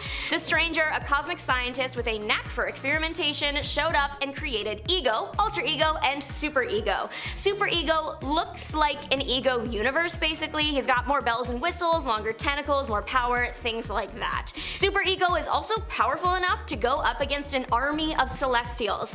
There's at least 100 that he goes up against. The Celestials are gods to the Eternals, the Celestials created the Eternals, and Thanos is an Eternal, just in case anyone forgot. Super Ego is presumably defeated, but it took a long time. Thanos has mentioned fearing Galactus before. In Thanos Annual 1, future Thanos shows past Thanos that they scrap with Galactus, and past Thanos says, "Am I out of my mind taking on that cosmic powerhouse?" Later in the same issue, future Thanos shows what he considers to be the top of the power pyramid. Galactus is in the bottom row, but that's out of every being Thanos has ever encountered and fought. He's on the same plane as Odin, Zeus, Stranger, Kronos, and a Celestial. That's a good lineup. Galactus is literally known as the Devourer of Worlds. He is a cosmic being, so he has the power cosmic. It's just unlimited cosmic energy, that's what it is. Battles between Galactus and other equal powers have literally shifted reality. He is considered by Nova Corps to be a universal threat, much like Thanos. I agree. His main weakness is his power has to be nourished. The nourishment in question, planet planets, whole planets. If he doesn't eat planets, he will starve and die. But if he eats extra planets, he gets extra power. He has gone up against the Mad Celestials and beat one, but there were 4, so he was outnumbered. Galactus is destined to be around forever and can move faster than the speed of light, despite the fact that he's like 18 tons and just under 29 feet tall. He has the power to throw devastating energy blasts, teleport, resurrect the dead, manipulate souls, mess with time, so the stones are probably not needed for him, except for one thing. See, Galactus, while he is a villain, he eats planets, he doesn't want to do that, he has to. So he did go out for the Infinity Gems in Thanos 4, but was going to use them to alter his own being to not be a planet eater anymore. It didn't work, but it's a thought that counts. So the Celestials, as established previously, they made the Eternals. The Celestials go from planet to planet visiting the people there. They basically are trying to find a species worthy of having Eternals. That's their main mission. If a species is deemed unworthy or fails their Eternals, then goodbye, no one survives, which is why the Celestials are sometimes considered villains. The Celestials look as menacing as they are. There are so many of them. There are about 35 that we know of, but in the fight with Super Ego, there's an army there, like at least 100. The Celestials range in size. For reference, Thanos is about 6 feet 7 inches. One of the tallest known Celestials is about 20,000 feet tall. That's like putting a water bottle next to the CN Tower. Most are just a short 2,000 feet though. Celestials are never seen without their armor. The only time we've ever seen a Celestial without their helmet was in Eternals Volume 4, Issue 9. He takes off his helmet and his head is just a flaming ball of energy. The power of the Celestials is unlimited. The Asgardian gods can't fight against them, so Odin created this super armor infused with powers from everyone on Asgard except Thor. But when he sent a blast from it, a flick of a celestial hand, and it was gone. Time and space mean nothing. They're immortal. Even if they are killed, it's not clear if they're gone or just go somewhere else. They don't need the Infinity Stones. Maybe power if they had to pick, but most of the other stuff they can just do. In the rare event that every Celestial dies, even just one staying alive can revive the entire race. There aren't many things that can kill a Celestial, but the Beyonders can. They reside in the Beyond. It's outside the multiverse. I can't comprehend that, so I'm just gonna accept it. They were the creations of the Celestials. A Beyonder kid created Secret Wars, that weird gladiator match from the 80s. A child did that. An adult is so much worse. The Beyonders launched a coordinated attack where they all attacked the Celestials at the same time and killed all but one. The reason the Beyonders were acting up was because they wanted to destroy the multiverse to get rid of someone else and then hoped when it restarted that guy would be gone. So if you tried to stop them blowing up the multiverse, they had no choice but to go after you. They also took out other entities like Lord Chaos, Master Order, Eternity, the In-Betweener, Infinity, and the Living Tribunal. That's a lot of powerful people. They have the power to build entire universes at their fingertips. Their only limit is they are confined to their own timeline. No time travel. Very sad. They can shift realities, just not like time travel in traditional sense, I guess. Like a lot of people on this list, they don't really need the Infinity Stones, but if they did want one, my guess is they would choose time. Logos is Loco. They started out as 3 things: Master Order, Lord Chaos, and the In-Betweener. After the Beyonders destroyed the 7th form of the universe, the 8th form was created, and in this one, Galactus evolved into a force of creation. Master Order and Lord Chaos, they liked it better when he was a force of destruction, so they tried to get him to go back. But the Living Tribunal said, no, Galactus is perfect the way he is. Order and Chaos didn't like that, so they eliminated the Tribunal so they could be the top of multiversal law. They combined together right after that so they could really be top of the food chain. And now they are Loco Logos. Their name is actually just Logos, I just think they're really unhinged. They can also kill Celestials, and they did. It's just assumed that Logos has unlimited power. Master Order and Lord Chaos were regarded by a gauntlet-wielding Thanos to be more powerful than Galactus, someone Thanos already thought was immensely powerful. Thankfully, Logos was split back into his 3 pieces. He was too powerful otherwise. I just briefly mentioned the Living Tribunal, and he's the representative for someone called the One Above All. That's also a Celestial's name, but this ain't about him. The One Above All here we're talking about is literally the top of it all. He's all things lovely and good. His twin though? Demon. His name is One Below All. So above represents love and creation, below represents hate and destruction. Below was created when above got really, really mad. It's like he literally split in half. The One Below All has one thought: destroy. Seriously, that is his only purpose. He wants to destroy everything. His power is limitless. He can and will destroy the entire multiverse on his own. His weakness is that he literally has no thoughts, head empty, so if he ever needs to make a concrete plan, he does need to get a host with a brain. Most of the time, he doesn't need a host. The one above all literally keeps below, locked up somewhere away from the multiverse. Again, my brain can't comprehend that, so I'll just accept it, and only releases below when it's time to reset everything. So he comes out, destroys everything, then gets locked away again until it's time to do it again.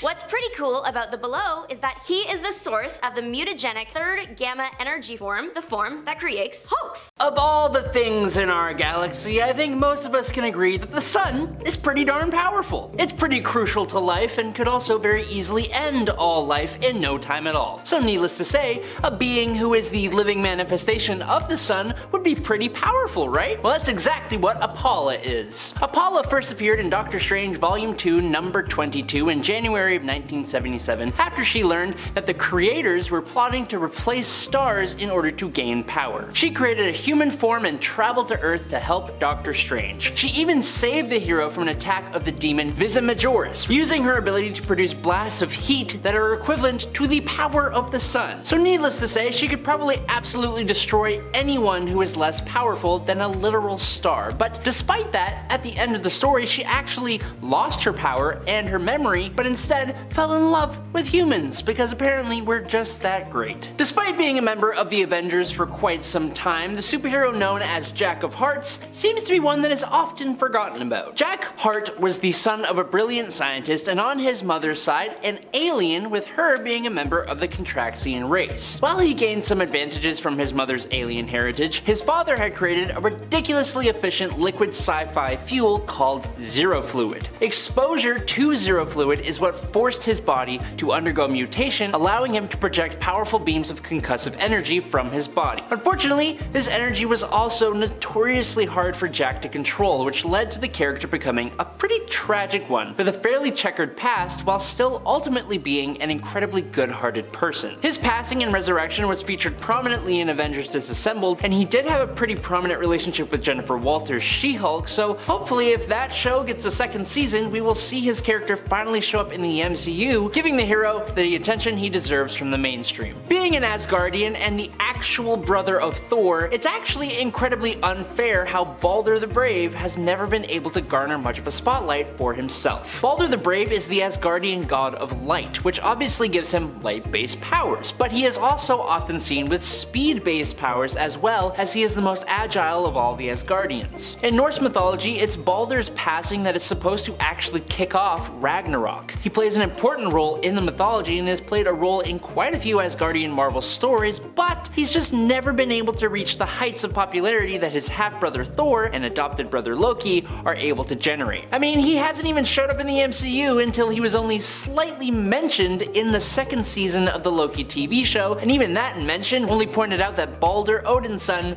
never gets recognized. But funnily enough, Balder is not the only seemingly neglected Asgardian. While Asgardian heroes like Thor, the Warriors 3, Heimdall, Valkyrie, and even Loki get tons of time in the spotlight, others like Kel the Stormrider get all but lost to history. Kelda is the Norse goddess of winter storms, ice, lashing rain, and churning clouds, which sounds very much like a power set that would put her in league with Thor himself. She possesses all the powers of Asgardians that we expect, with enhanced attributes and abilities, and was even considered to be one of the higher ranking Asgardian gods, especially due to her gentle nature. Once she was resurrected by Thor after the Ragnarok cycle, she sought new experiences within Midgard and fell in love with her husband, Bill Cobb. Even though Kelda eventually bit the dust, her ghost still wasn't done fighting and even assisted Thor in the fighting against Kull Borson. Next up, Jack Kirby introduced Machine Man in Marvel's 10-issue adaptation of 2001: A Space Odyssey. As X-51, he was created by Dr. Abel Stack, being his 51st attempt that actually succeeded in creating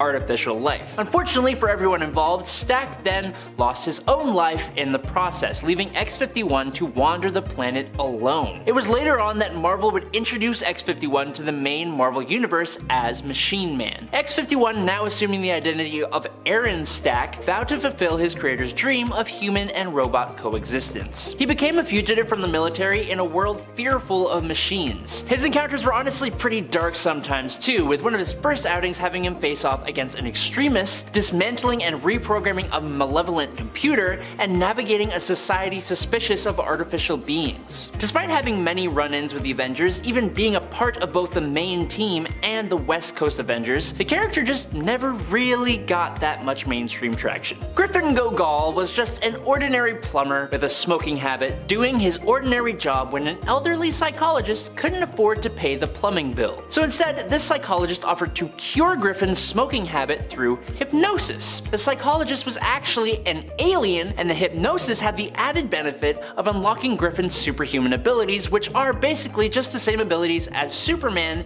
and the ability to perform any skill at a quote ultra level. With his new powers, he went out to try and find a new purpose, applying to be a part of a bunch of different teams. It was with the Revengers though where he got himself arrested and he ended up in prison and hasn't really been seen again since 2016, as far as I can tell. The original hero named 3D Man made his debut in Marvel Premiere number 35 in April of 1977 as test pilot Chuck Chandler, who was kidnapped by Skrulls. Chandler sabotaged a Skrull spacecraft and fled, but unfortunately Chuck's brother Hal arrived just in time wearing his sunglasses to see Chuck disappear in a flash of light as the Skrull craft exploded. In an incredibly weird twist of events though, it turned out that Chuck became a two-dimensional being imprinted on Hal's sunglasses. When Hal concentrated, he could now somehow release Chuck and they would merge together into a being with 3 times the strength, speed, and stamina of a regular person. As might not be a surprise to some, the character did eventually fade into obscurity. But then, Delroy Garrett Jr., a disgraced Olympic athlete who decided to turn to religion, became the second equally obscure 3D Man when he became the spokesperson for the Triune Understanding, a religious cult whose leader gave Delroy the powers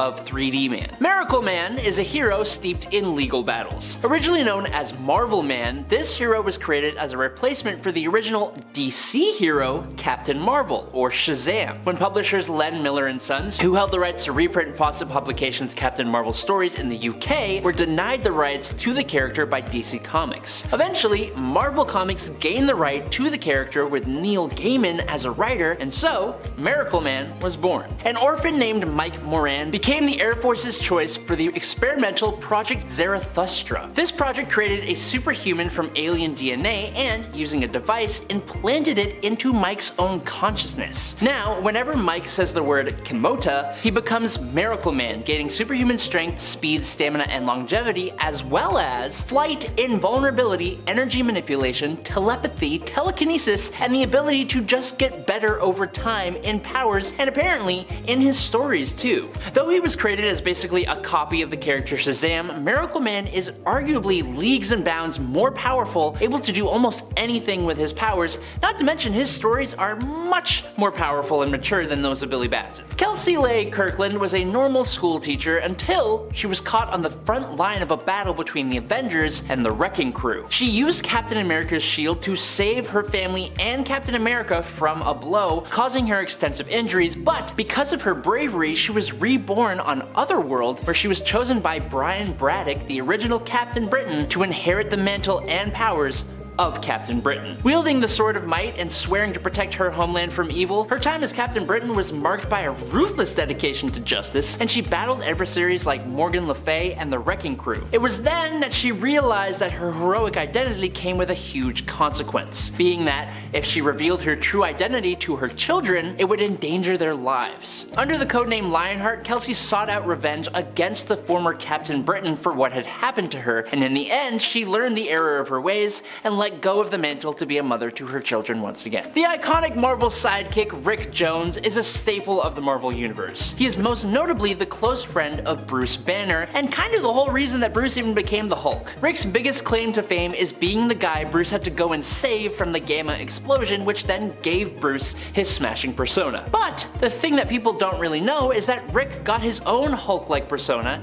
and he named himself A-Bomb. After being exposed to a weapon powered by gamma radiation designed for use against the Hulk, Jones was mutated by intelligentsia into hulking out into a form similar to the Abomination. Jones's skin takes on a scaly sort of appearance, his eyes change color, and his hair just disappears. He gains an extra 4 feet and 1,800 pounds, and now, as a Hulk, Rick actually sets himself apart not just in his appearance, but even with gaining an extra power to camouflage himself at will, blending into the background. He was actually pretty important to a few stories, but eventually found himself cured of radiation by Doc Green, which took away his hulking out ability. There are X-Men, the Justice League, the Avengers, the Titans, and then there's everybody else. Back in 2009, Mr. Fantastic of the Fantastic Four takes a little trip to the inhuman city of Atalan, searching for the Infinity Gems. The massive teleporting inhuman bulldog Lockjaw happens to stumble on the Mind Gem and is granted telepathy. Using this telepathy to read Mr. Fantastic's mind, he decides to use his other power to go and round up the other gems. Along the way, Lockjaw runs into Hairball the cat belonging to Speedball,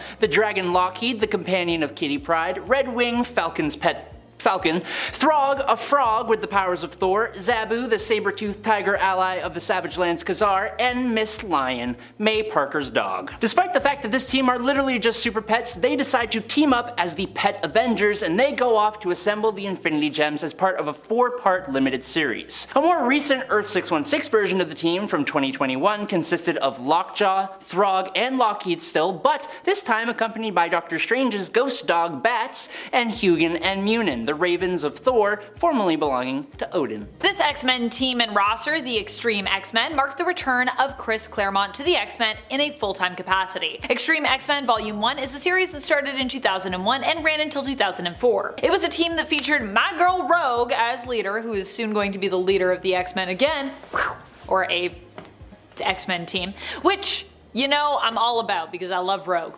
The original Extreme X-Men roster features Beast, Psylocke, Bishop, Storm, Sage, and Thunderbird. Lifeguard, Gambit, and Slipstream were also added into the mix throughout the series. This team was originally brought together to find Destiny's premonition-filled diaries, but of course along the way was distracted by many other imminent threats, as happens when you're an X-Men team. There have been several incarnations of the Outsiders in DC Comics, and most have been Batman or Batman family related, with one team even being led by Nightwing. The first ever version of the team came in 1983 after Batman gained a rather uncomfortable standing with the Justice League. The team had some notable moments, particularly because of its new characters like Katana and Geoforce. Batman and the Justice League would patch things up, and so he left the team to continue operating without him. During that time, they were operating in Markovia in order to receive funding and then moved to Los Angeles before they reunited with Batman and gained access to a Los Angeles Batcave. The last version of the team came following Batman Rip in 2008, where Alfred put together the team with each member representing a part of Batman's legacy, but obviously Batman actually never really bites the dust permanently, so that didn't really last. Cape Sync is a superhero team, or really a superhero agency I guess I should say, from the same world as Invincible.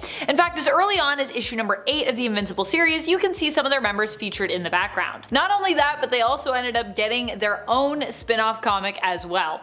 Although I believe it only lasted 3 issues total. It was a miniseries. You know, that's how it goes sometimes. Though there were Cape Sync backup stories I believe in certain issues of Invincible as well, so if you really like it, you can also check those out, which also told the team's story. The miniseries centered initially around Bolt, who welcomes a new recruit to the team as his partner. The team is more like a business and kind of seems to operate kind of like a superpowered police station or a police office.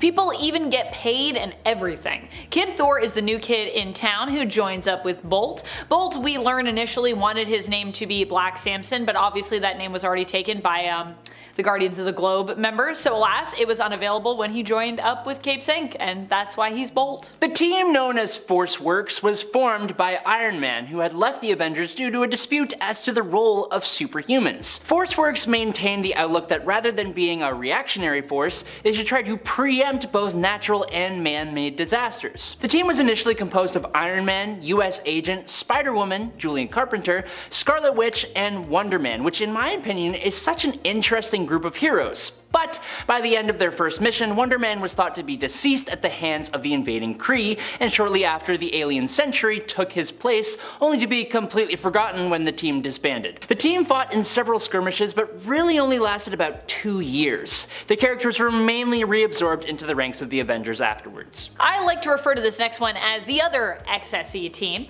This team also spiraled out of a team that we talked about previously on this list, Extreme X-Men. XSE here stands for the Extreme Sanctum sanctions executive. Similar to the original XSE that Bishop was a part of in the future, or in his future, this team is also like a military police force, meant to maintain and in some cases enforce peace is kept between mutants and humans. Storm was asked to create the team by the United Nations and eventually would increase its numbers by recruiting the rest of her X-Men, making this another government-sanctioned mutant team, like X-Factor was originally. Team members have included Bishop, Cannonball, Magma, Rachel Summers, Psylocke, Rogue, Sage, Wolverine, X-23, and Gambit.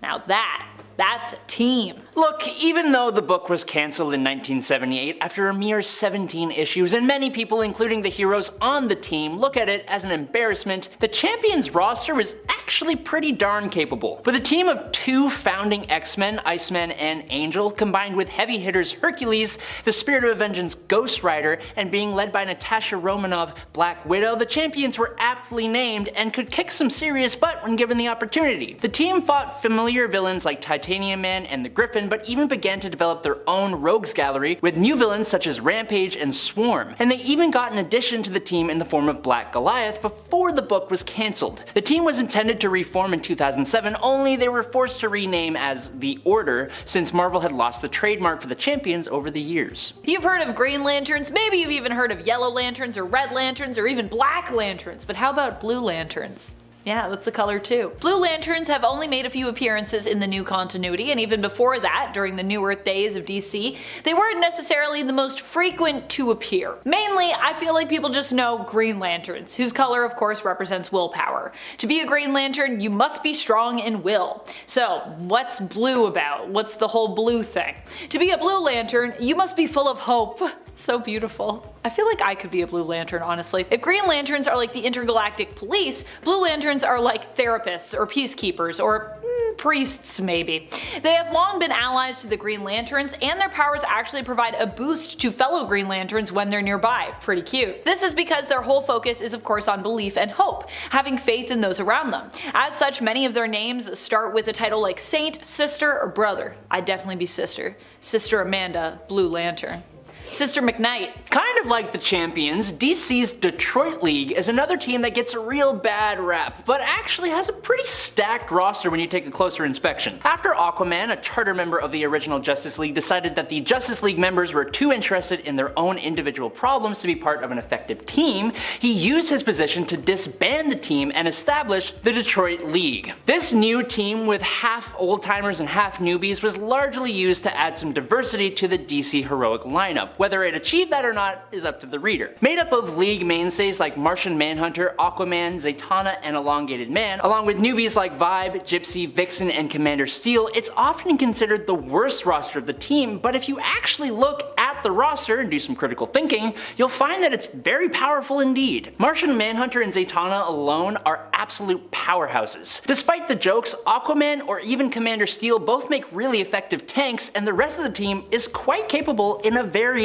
of different situations. The God Squad is about as powerful as they sound, but they still remain one of the lesser known teams in the Marvel Universe. The team was originally assembled by the Council of Godheads, and first came together during the events of Secret Invasion. The team first formed in the Incredible Hercules issue number 117 in 2008. The original roster included Adam the Demogorge, Snowbird, the Eternal Ajax, and Amatsu Mikaboshi, later known as, of course, the Chaos King. The roster would go on to include such impressive members as Silver Surfer, Galactus, Circe, Thor, Amadeus Cho, and of course, Hercules himself. Street level heroes are often overlooked, but some of them can bring even the biggest threats to their knees. Moon Knight, for example. Moon Knight is a reliable and diligent hero when it comes to protecting the innocent people traveling the streets at night. While Moon Knight more often than not explores the traumatized complexity of Mark Spector's dissociative identity disorder, making him one of Marvel's grittier street level heroes, the origin of his powers as the first and high priest of the Egyptian moon god Khonshu make him actually an incredibly powerful supernatural hero as well. While we typically see him facing off against thugs or mercenaries from his past, we also see him face off against vampires, hell lords, Avengers level threats, and even single-handedly bringing some of the most powerful Avengers to their knees. Despite that, some of his best comic book moments are truly on the streets and come in Jeff Lemire and Greg Smallwood's run on the character, so definitely check that out if you have the opportunity. But speaking of Moon Knight, more recently Mark Spector actually found himself in the grave, and his mantle was taken up by Maximilian Coleridge, formerly known as Shroud. Max lost both of his parents right in front of him at the age of 10 years old, leading him to dedicate his life to combating crime. But unlike most heroes, Max actually went to law school, while also training as an Olympic level athlete and studying science. It was after graduating that he got really weird. Max joined the mysterious cult of Kali, where he became a master in a whole bunch of Asian martial arts and infiltration, but he also worshipped their dark goddess, Kali. When he had completed his training, Max was surprise branded with the Kiss of Kali, using a red-hot iron on his eyes, completely blinding him. But after the pain subsided, Max found that he had been granted a psychic perception that allowed him to see his environment within a radius of about 100 feet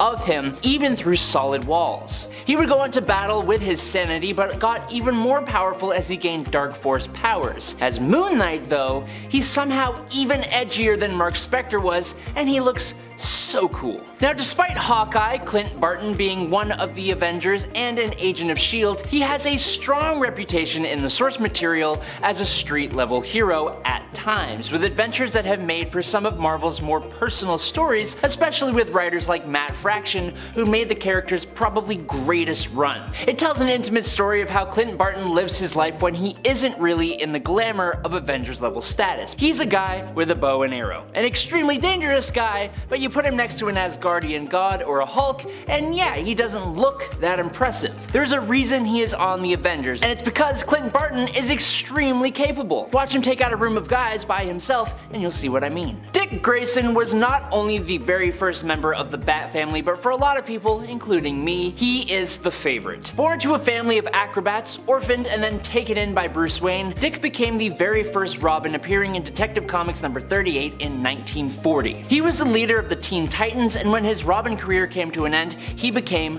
Nightwing. He has gone on to take the Batman mantle a bunch of times, but honestly, it was in 1995 and 1996 when he received his own stories that he really became his own. He was given his own city, the decaying harbor town known as Bloodhaven, which was just north of, and honestly a bit more ruthless than, Gotham itself. It allowed him to be close enough to Gotham to stay part of the Bat family, as well as have his own city and series of adventures that, alongside his time on and leading various different teams, shows just how capable this former Robin really is. But speaking of former Robins, Dick Grayson's replacement as Robin was one Jason Todd. But while Nightwing became a pillar of the superhero community, Jason's journey was much darker. After his infamous passing at the hands of the Joker, Jason Todd was taken by Talia al Ghul to the Lazarus Pits, where he was not only resurrected, but also gained magical enhancements like the ability to summon the All Blades. Jason would then have his training from Batman built upon by being trained by the All Cast and the League of Assassins, before eventually leaving that group and returning to Gotham as the vigilante Red Hood. As Red Hood, he was incredibly complex and incredibly capable. He would fight Batman many times, having an on-again, off-again friendship with his former mentor, but also leading the Outlaws for a long time, and even leading the League of Assassins for a little while. He's considered one of the greatest Bat family members and one of the greatest hand-to-hand fighters out there. Even Damian Wayne, who doesn't even like Jason that much, admitted that he was one of the greatest fighters to have ever lived. After the passing of her mother, a warrior named Azumi Ozawa, Marvel's Colleen Wing moved to Japan and was trained as a samurai by her grandfather, Kenji Ozawa. Colleen took quickly to her samurai training, which eventually elevated her to become a world-class fighter, being incredibly efficient with her swords, but also in time as a master detective. After she had completed her training, Colleen moved back to New York City, where she used her abilities to work with her father, Professor Lee Wing, and as a private investigator, which led her to working with other local street-level heroes, and even teams like the X-Men and the Defenders. Over the years, she has co-owned Nightwing Restorations and Daughters of the Dragon with Misty Knight, and plays important roles with all different versions of Heroes for Hire, as one of the most dangerous people on the planet in Marvel Comics. With the resources of a Tony Stark playboy, access to the mystical realms, and knowledge on the same class as Doctor Strange, Danny Rand, the Iron Fist, is a character that doesn't always seem like he would be duking it out with gangsters and street thugs. Iron Fist doesn't let his privileges and absolutely massive skill set stop him from getting involved in the local communities that he cares deeply for. He's done a lot of good work for the streets of New York City alongside his best friend Luke Cage. Those who earn the Iron Fist title by defeating the ancient dragon Shao Lao the Undying are trained to be living weapons, and for Danny, he recently gained access to the knowledge, experience, and skills of all the Iron Fists before him, so imagine how powerful he is now. And that's before even talking about his chi augmentation and the things he can do with his chi power, making him a force that very few can stand against. John Paul Valley was an agent of the Sacred Order of Saint Dumas. This secret and sacred order created a hero and protector of their secrets known as Azrael. This hero was actually a legacy title, with generation after generation being brainwashed and pretty much manipulated from before birth to believe that they were the Angel of Death. John Paul broke this conditioning when he decided to ally himself with Batman after Bruce Wayne had taught him the error of his ways. John Paul has gone on to be Batman for an infamous period of time, and he remained a vigilante for the most part afterwards. His skills were honed by training with Bruce Wayne, obviously, and he is thus possibly just as skilled as Batman, although his lack of experience and finesse make him the weaker of the two. But due to his extreme physical capabilities as a result of genetic engineering, he has greater strength, reflexes, and speed than a normal peak level human being, which in junction with his trained skills has allowed him to defeat the likes of Batman, Bane, Nightwing, and even be offered leadership in the League of Assassins by Ra's al Ghul. Second to last today, the original hero known as Thunderstrike was a guy named Eric Masterson. He eventually merged with Thor in the late 80s before fully taking up the mantle of Thor in the early 90s, and then eventually getting his own hammer and becoming Thunderstrike. Eric had a son, Kevin Masterson, but unfortunately due to his dad being increasingly involved with Thor, Eric began to lack in the father department, and so Kevin went to live with his mom and stepdad. Now eventually, Eric passed away after being possessed by the Blood Axe. His Thunderstrike mace was then taken by the Avengers and eventually given to Eric by Captain America himself. Given the Asgardian nature of his superhero origins, Thunderstrike isn't strictly a street level hero, but he feels very street level and is often listed as a street level hero. But Kevin has also been part of the Asgardians of the Galaxy and teamed up with the mighty Avengers. But last up today, Shang-Chi is one of, if not the greatest martial artists on Earth. He can take on multiple opponents at once and can even defeat people much more superhumanly powerful than him while he's just a regular dude. In fact, in the White Hot Room when the Phoenix organized a tournament to pick who would be the new Phoenix host, the only reason that Shang-Chi lost was because he refused to take a life. He's particularly skilled in Chinese martial arts, but his skill branches out to many more. Shang-Chi, like Iron Fist, is also able to manipulate chi energy, which he can use to enhance his strength and durability, and can even detect others based on their energy. But Shang-Chi gets a much more significant boost to power when he is using the 10 rings. He can use the rings as projectiles, manipulate their size, and use them to levitate and even fly. And he can even manipulate the energies from the rings to do many more things, including projecting said energy and creating an energy-based blast. Thanks to either side of his parentage,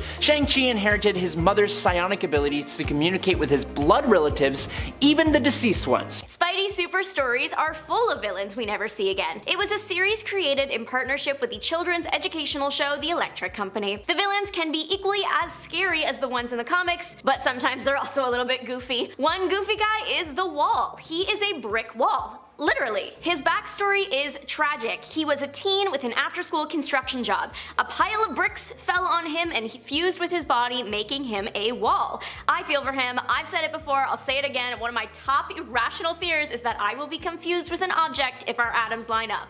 Poor guy. He's very mad about his circumstance, valid, and takes his anger out on Spider-Man, who had nothing to do with it. And on Spider-Man's day off too. The battle took place at a baseball game because that's what Spidey was doing on his day off. off. It's very clear that the wall survives, him and Spider-Man get kicked out of the game and are seen chilling on a bench outside. But that's it, he's just gone after. The only other thing I can find about him is his Marvel Strike Force profile posted April 1st, 2021. Hopefully he's out there right now getting de-walled by one of the many geniuses of the Marvel Universe. From the X-Men side of it all, we have Spectra. The poor girl is from an unnamed dimension that was consumed by a world eater. She is the only survivor of the event, but there are also other universes that went through the same thing. She ended up joining a group of other survivors called the Magical Resistance. The Resistance encounters the X-Men, and believing them to be working with the world eater, attack strike to kill style, forcing the X-Men to escape to different dimensions. When the Resistance meets the X-Men a second time, Spectre uses her lie detecting powers to figure out that they are all on the same side, and she helps the X-Men fight the world eater. The world eater is slain, causing a massive burst of energy. Spectre is able to fly into bodies to control them. She did this to Storm in the first battle,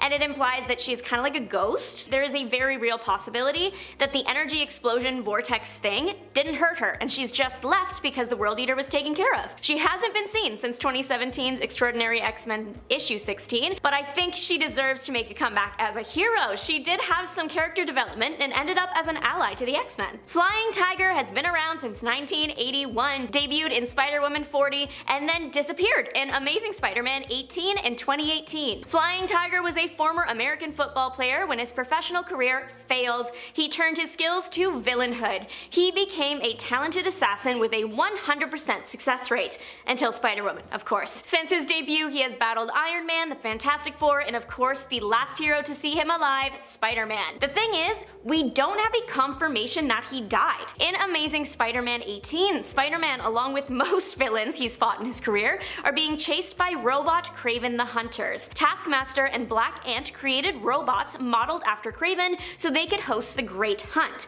an event where the rich can pay large amounts of cash to get put in a virtual reality space where they control the robots and are able to get revenge on the villains that wronged them. The rich do not hold back. We see the iguana either die or get critically injured. Flying Tiger is tackled mid-air, and that's all we see. He's not in the comics after it, so it's unclear whether he escaped or not. J. Jonah Jameson may make Peter Parker's life infinitely more difficult than needed, but nobody deserves to have their birthday cake stolen, and by a villain, no less. The Birthday Bandit is another goofy villain created for the Spidey Super Stories. His entire thing is that he goes around ruining birthdays by stealing all the party supplies. The biggest birthday cake in the city currently belongs to the Triple J, and the Birthday Bandit wants it. He breaks into the building, grabs the massive cake, only to be webbed by Spider-Man. Unfortunately, the damage is done and the cake is completely ruined. Jameson walks into a smashed cake and doesn't know whether to blame Spider-Man or the Bandit. He does chuck a piece of cake at Spider-Man though, and poor Peter is forced to spend his day off in his birthday suit doing laundry. The Bandit is presumably sent to jail, but who knows if this wacky villain will make a comeback. Happy birthday to anybody who is celebrating today, but keep an eye out just in case the Bandit is still on the loose. Personally, with all the wacky villains that Spider-Man has had to deal with, I think we need a Lego Spider-Man movie the way that they did Lego Batman, because in Lego Batman they brought back all the random people he's fought over the years no matter how goofy they are, so I think we need one for Spider-Man. That's personally my choice for this, but let me know in the comments down below which hero you would pick. From the same universe and looking equally as ridiculous is Fancy Dancer. This guy is a bigger deal than the last one, okay? Spider-Man has had to team up with Miss Marvel this time to take him down. Fancy Dancer kidnapped the principal dancer in the ballet and planned to take her back to his studio. He gets found by the two heroes backstage and a fight breaks out. Numerous blows and dance puns are thrown around until Spider-Man takes him out by pushing him in a fountain. The kidnapped dancer is returned to the ballet and Fancy Dancer is never seen again. Former head of the Brotherhood of Evil Musicians hasn't been seen since his debut in the powerful Pachyderms in 1989. Clarinetto is an intelligent man. He has been posing as a music teacher at a music conservatory, but he wasn't teaching people music, he was teaching them to become celebrity impersonator warriors. There is a musical battle of epic proportions that takes place, and it ends with one of the super elephants creating a super blast that takes out the school and presumably everyone in it. We don't see Clarinetto ever again, which could be because he was blown away, but the power elephant Elephants were only ever meant to be a one-hit wonder, so we'll never know if Clarinetto made it out. Although he was a fan of the leader of the wrong side of World War II, so I think he can just stay away, that's okay. The thought police in George Orwell's 1984 are probably the most famous, but Marvel has also toyed with the idea in 3 issues of Sleepwalker. 3 issues for 3 members. Marvel's thought police were made up of Wiretap. He could jam communications between any device. There was also Nightstick. He was a very strong brick wall of a man, not literal this time, and he was considered the group's leader. And finally, Cuffs, a regular woman with special mittens. She had gauntlets that would expel highly versatile liquid, similar to clay, that she could manipulate to attack from a distance. The trio tricked the Fantastic Four into helping with their mission of ending the hero Sleepwalker. Sleepwalker does look like a villain, so the Fantastic Four judge a book by its cover and agree to help. Sleepwalker is connected to a human host, so they must go into the host's mind to get him. But once the F4 realize that Sleepwalker isn't the villain, they turn on the trio. Everybody battles, and then eventually the Thought Police and Fantastic Four are back on Earth. The Thing was about to clobber the group, but they were considered to be part of a government-sanctioned operation, and if he did, he would be arrested. So the Thought Police are left with a government high-up, and who knows where they are now. That was back in 1991 in issues 14, 15, and 16 of Sleepwalker. We have a member of another Brotherhood in the house. This time we are looking at Lifter of the Brotherhood of Mutants. Lifter's abilities include density manipulation. He can give himself super strength just by changing his body density. He can also manipulate gravity, reducing its effect on what he touches. Magneto created the Brotherhood, but when he left the picture, the group changed their name to become Mutant Force. They were working for Mandrill as soldiers for hire fighting the Defenders. Then the Mutant Force moved on to join the Secret Empire as thugs, again battling the Defenders. The group reinvented themselves a second time, becoming the Resistance, a group against the Mutant Registration Act. Lifter and Mutant Force would protest by causing disturbances around the world and organizing rallies. All good things must come to an end, and eventually the villain squad parted ways. Back in 2021, Lifter ended up volunteering to have his powers taken by Snark, so I think he has truly disappeared to go live a normal life. Good for him. This next man is iconic. Literally, his name is Icon. He appeared in 2 issues, Excalibur 59 and 60. He was a Wakandan biochemist who experimented on himself in their advanced labs. He ended up giving himself the ability to turn himself and others into wood. With his newfound power, he set his eyes on the Wakandan throne. He had the idea in his head that Black Panther did not respect him as a scientist. One night during a celebration, Icon shows up and starts turning people to wood. Luckily, the Avengers are in attendance, something Icon did not plan for. He does have an ace up his sleeve. When someone is turned into wood, they are then under his control. Black Panther will not let the Avengers attack the wooden people as they are his subjects. But worry not, out of nowhere comes this guy called Jungle Man to distract Icon, giving the Avengers their moment to start the fight. Only Icon surrenders very quickly. See, his whole plan rested on taking the throne quickly through fear, because the turning to wood thing only lasts an hour. The change back makes him pass out and he's carried away by Black Panther. That's all, folks. He was an old man, so maybe natural causes took him out, but he is literally never seen again. Cold Heart, a villain with a point. Sadly, she hasn't been seen since Avengers Standoff. Cold Heart has had a tragic life. Her son was caught in the crossfire of a hero and villain's battle and sadly passed away. From that day on, the heartbroken mother has hated heroes because she believes they never get a proper punishment for when they level a city during a fight and innocent lives are lost. She has a point. To get her revenge on the heroes of the world, she stole her costume from the government agency she worked for. Her suit is bulletproof and comes with 2 cryonic swords that can freeze anything they touch. She primarily fights Spider-Man, and he is one of the only heroes that has survived her pursuit of them. She was inspired by his good nature and genuine want to protect civilian lives that she let him go. She eventually lands herself in prison, but escapes in New Avengers. This woman is tough. She survived the Stamford explosion and then ends up in S.H.I.E.L.D.'s Pleasant Hill prison, eventually joining in on the massive Avengers Standoff battle. And then we haven't seen her since. She is a highly trained martial artist and swordswoman, suggesting that she was probably a field agent of some sort when she worked at the agency. So maybe she just slipped away and is living a quiet life again. For example, we've got Armless Tiger Man. Gustav Hertz worked in a mechanical laboratory in Munich, Germany during the 1940s. Now, unfortunately for Hertz, one day his arms got caught in a machine and had to be amputated. While this is a horrible horrible thing to happen to anybody,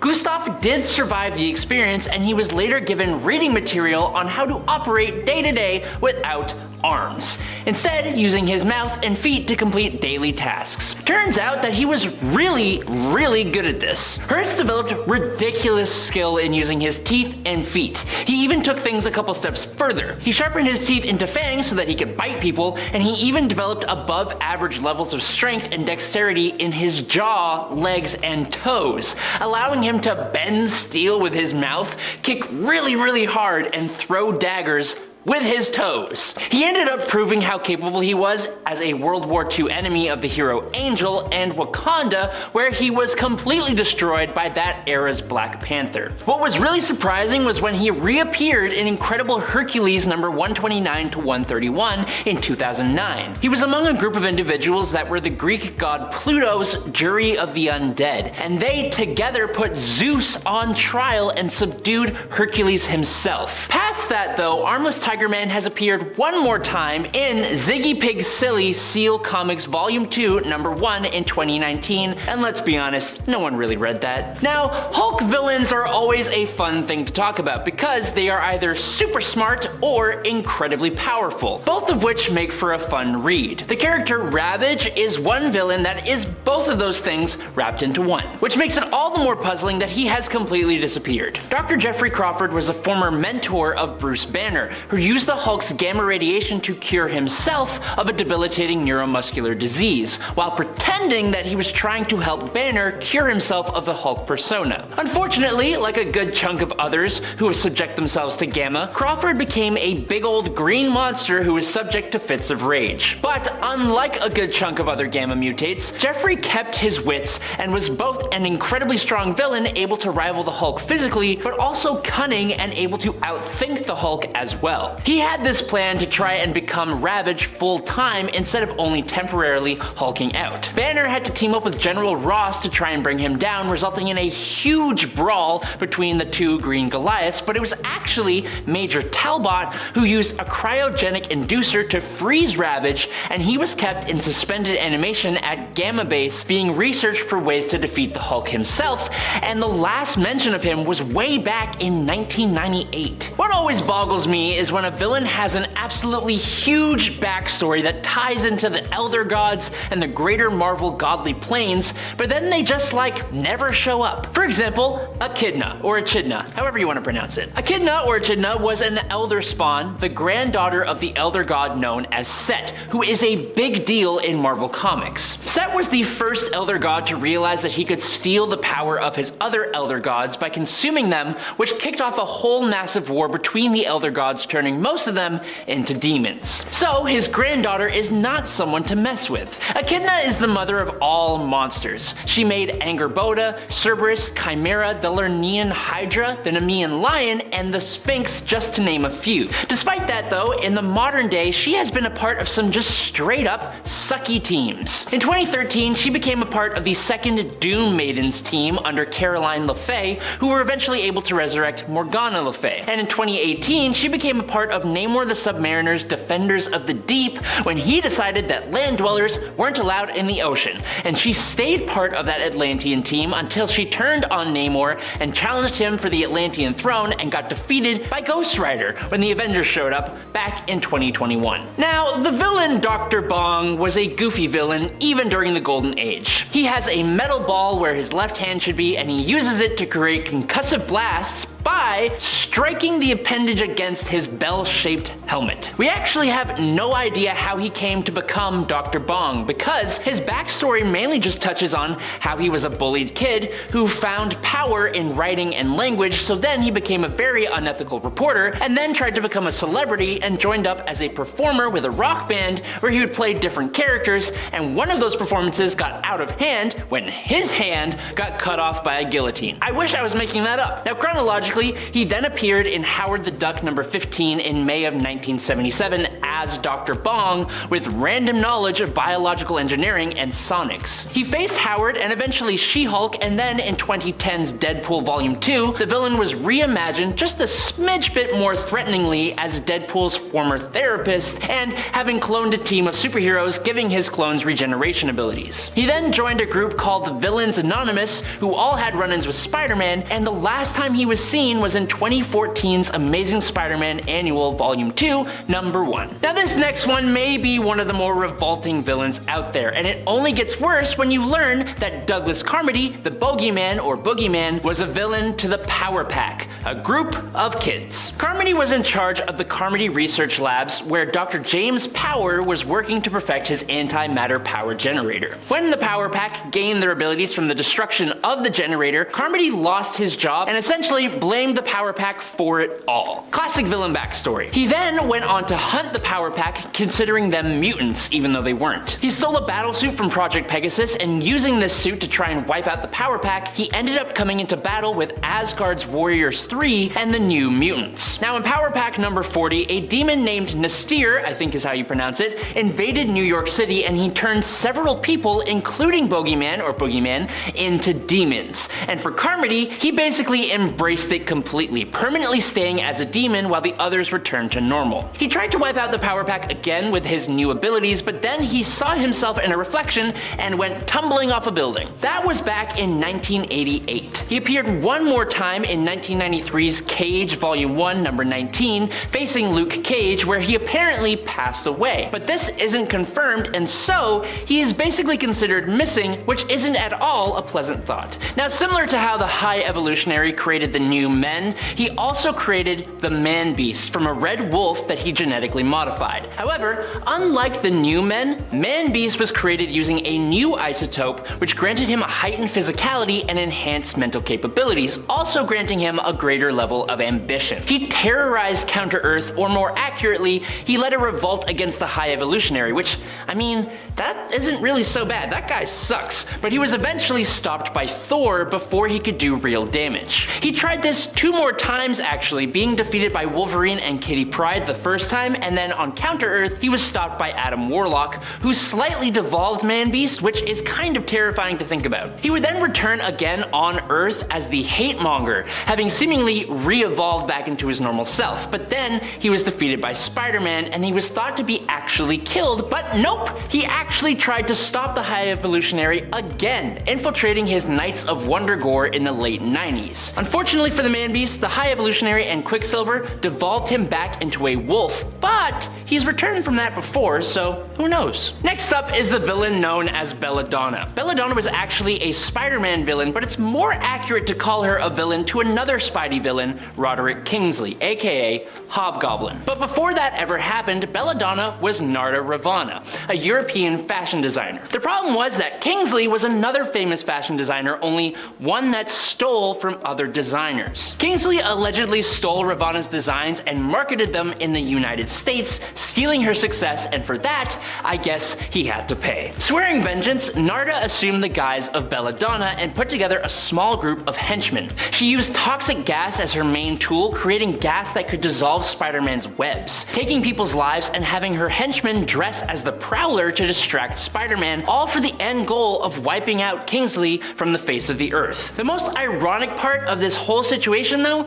is that Belladonna just didn't have the popularity needed to be a lasting villain, getting arrested in 1980, while Kingsley, he became the Hobgoblin, and he's been causing problems all the way up until 2020 and is bound to come back at some point. Okay, so next up is a group of obscure villains made for the express purpose of facing another obscure group of heroes. Heavy Metal was a team made up of a group of cybernetically enhanced, super intelligent animals with weaponized exoskeletons. Can't get much more comic booky than that. Their team members included Armory, an octopus because arms, get it? Tail Gunner, a vulture, Bloodbath, a shark, Ramrod, a rhino, and they were led by Uproar, a blue-faced gorilla. Now this team was created by Adam Frost of Multicorp as a prototype, privately owned attack force set to oppose the team known as Brute Force, which is also a team of cybernetically enhanced super intelligent animals with weaponized exoskeletons. Also created by Multicorp, but they were created by Dr. Randall Pierce, and these guys were Good. Except the problem is both of these teams were really just a part of Weapons Plus, the ones who created Captain America and eventually Wolverine. And they are not exactly the best people around. Heavy Metal was around for 4 issues of the Brute Force comic in 1990 and they have never been seen since. Remember back when I talked about Echidna or Echidna and we talked about the Defenders of the Deep? Well, this team was basically filled with water-based villains that had nothing better to do, and one of them was a guy called Tiger Shark. So get this, Todd Arliss was a swimmer who took part in the Olympic Games. Cool, he ended up damaging his spinal cord when he rescued a drowning man. Dang. He was so desperate to regain his swimming ability that he then willingly participated in an experiment by the scientist Dr. Lemuel Dorcas. Interesting. The doctor blended Arliss's DNA with that of Namor the Submariner and a tiger shark, because of course he did. This experiment was totally successful, only it completely changed Arliss both physically and mentally. Now he had razor sharp teeth and gills and had become savage and incredibly aggressive. He became a supervillain and named himself Tiger Shark, becoming an adversary for Namor the Submariner. Now, funnily enough though, after years and years of battling against Namor and the superhero community, he joined the Defenders of the Deep, and now he hasn't been seen since 2019 when they attacked an oil drilling platform in Alaska. And last up for today is Bram Velsing. For starters, he has an incredibly strange name that is very obviously a reference to Bram Stoker and his character Van Helsing. So,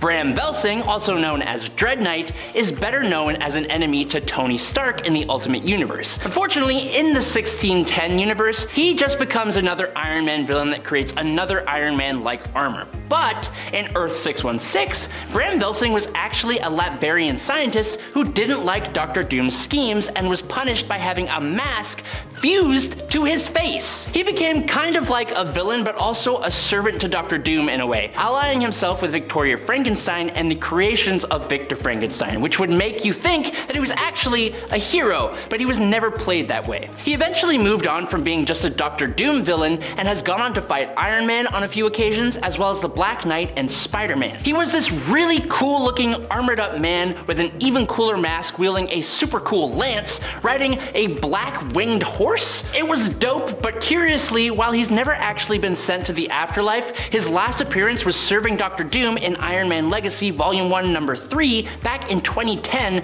and he hasn't been seen since. The X-Men are generally thought of as one of Marvel's greatest superhero teams, but even they struggle sometimes in conflicts with other supes. When it comes to the Hulk, there was a time where he ended up humbling the X-Men. Now, this was during World War Hulk. Hulk blamed a group of people for sending him to space, known as the Illuminati. The Illuminati are their own secret group made up of a bunch of guys who basically consider themselves to be among the elite when it comes to the smartest people on Earth. Not every genius hero has joined them though. In fact, some who were offered a place originally on the team were wise enough to decline that offer. And when I say wise, I kind of mean it, as this is the team who ultimately did decide to send Hulk to space because he was considered too much of a danger on Earth. Hulk is sent away but returns to Earth for revenge due to the spaceship that he landed in exploding, destroying the new place that he had come to call his home. You may recognize its name, Sakaar. One person who he blames is an Illuminati member, Charles Xavier, though Charles was not actually at the meeting when it was decided to send Hulk away. When Hulk comes a calling on the X-Men, he manages to beat them pretty badly. Fortunately, they are able to kind of shame him with some words into just like stopping his rampage here. Still safe to say that the X-Men would struggle in a fight against someone as powerful as the Hulk. If you had to say anyone that you feel like would struggle in a fight against the Hulk, who do you think that would be? If the Hulk can take on, you know, most of the X-Men. Pretty impressive. Spider-Man is a hero who ended up besting the X-Men when two of them were possessed by the Phoenix Force. Yep,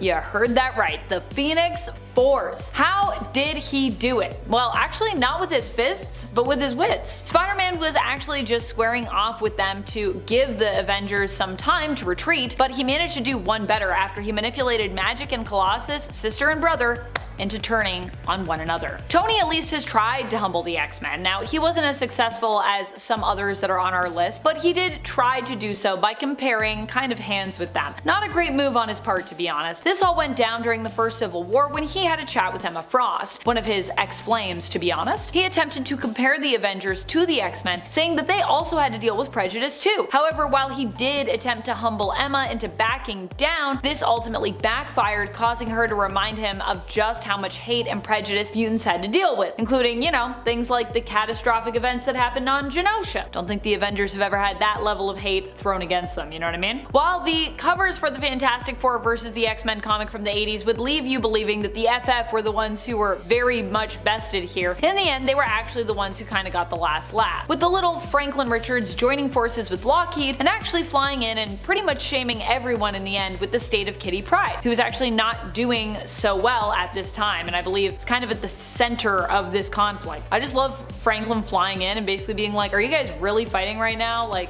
Kitty is maybe about to die. Like, hello? Just a little, of course a little kid would just come in and be like, hey, everyone, let's just chill out. In this turn of events, Cyclops played right into Wade Wilson's hands. This was when Deadpool was given temporary membership to the X-Men. It turns out though that they had basically only offered Deadpool a place on the team, a temporary place on the team, because they wanted to keep a close eye on him, because yeah, they didn't trust him. While hurt by this revelation, Deadpool still did his best to play his part as an X-Men, regardless of whether or not his membership was considered to be real, by helping the mutants out. He even took the fall for them to help save their public image, and then in the end antagonized Psyche so that he'd fight an unmasked Deadpool while Wade was wearing his own unofficial X-Men costume. Once again to help them with PR. In the end, while he didn't want to, Cyclops was forced to admit that indeed, Deadpool did have moves. The Inhumans gave the mutants a run for their money sort of accidentally during IVX, Inhumans vs. X-Men. During this event, the Inhumans didn't really intend to hurt the X-Men, it was more of just a thing that like kinda happened here. This happened when the Inhumans' Terrigen clouds were released into Earth's atmosphere. They didn't know at the time, but it turned out that the Terrigen mists were actually really poisonous to mutants, even fatal. Cyclops early on actually died as a result of exposure, but Emma Frost, seeking to get revenge on the Inhumans, decided to make it seem as though Black Bolt had actually killed Cyclops during what could have ended up being peace talks had Emma not, you know, been manipulating this whole scenario. Instead, communication broke down and it ended up being an all-out war between the two sides, although eventually the mutants would realize that Emma had basically manipulated them into fighting this war against the Inhumans, and the X-Men and Inhumans would ultimately kind of team up to take down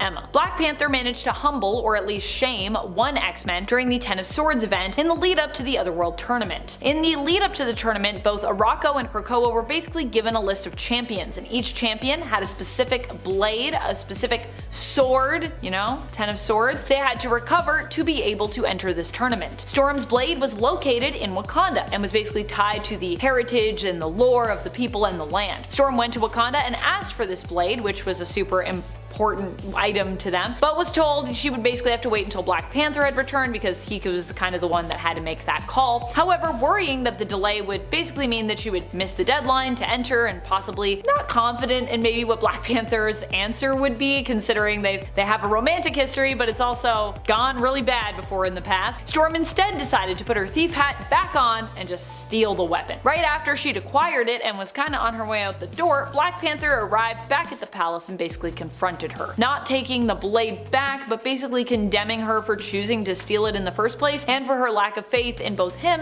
and in Wakanda. I love how the X-Men are constantly working to humble each other, like when Emma Frost decided to call Professor X out for how he treated and kind of manipulated Scott Summers over the years. She put a plant sort of in his mind and managed in essence to take control of his psyche to kind of torment him, but also to make him see why Scott basically didn't need him anymore, and how he'd actually done a lot of harm to Cyclops over the years. This all went down in X-Men Legacy issue number 216 and also stood to show just how powerful of a telepath Emma Frost truly is. During Executioner's Song, a whole X-Men team ended up being taken out by, get this, Wolverine. See what I'm saying? X-Men fighting X-Men. What's going on? Granted, it wasn't the X-Men team, but it was an X-Men adjacent team, so I think we can count it. After taking out Shatterstar, the X-Force team would also be tracked down by Wolverine and taken out primarily by him and by Psylocke, forced to surrender to the Blue X-Men and X-Factor teams respectively, and they were backed into a corner fairly easily, honestly, with Wolverine choosing to hunt them down and citing it as one of the things he is best known for, which honestly, true. Although I imagine X-Force, like the other teams here, also felt pretty conflicted about fighting against their friends. So this, combined with Wolverine's ruthlessness, probably helped to convince them to,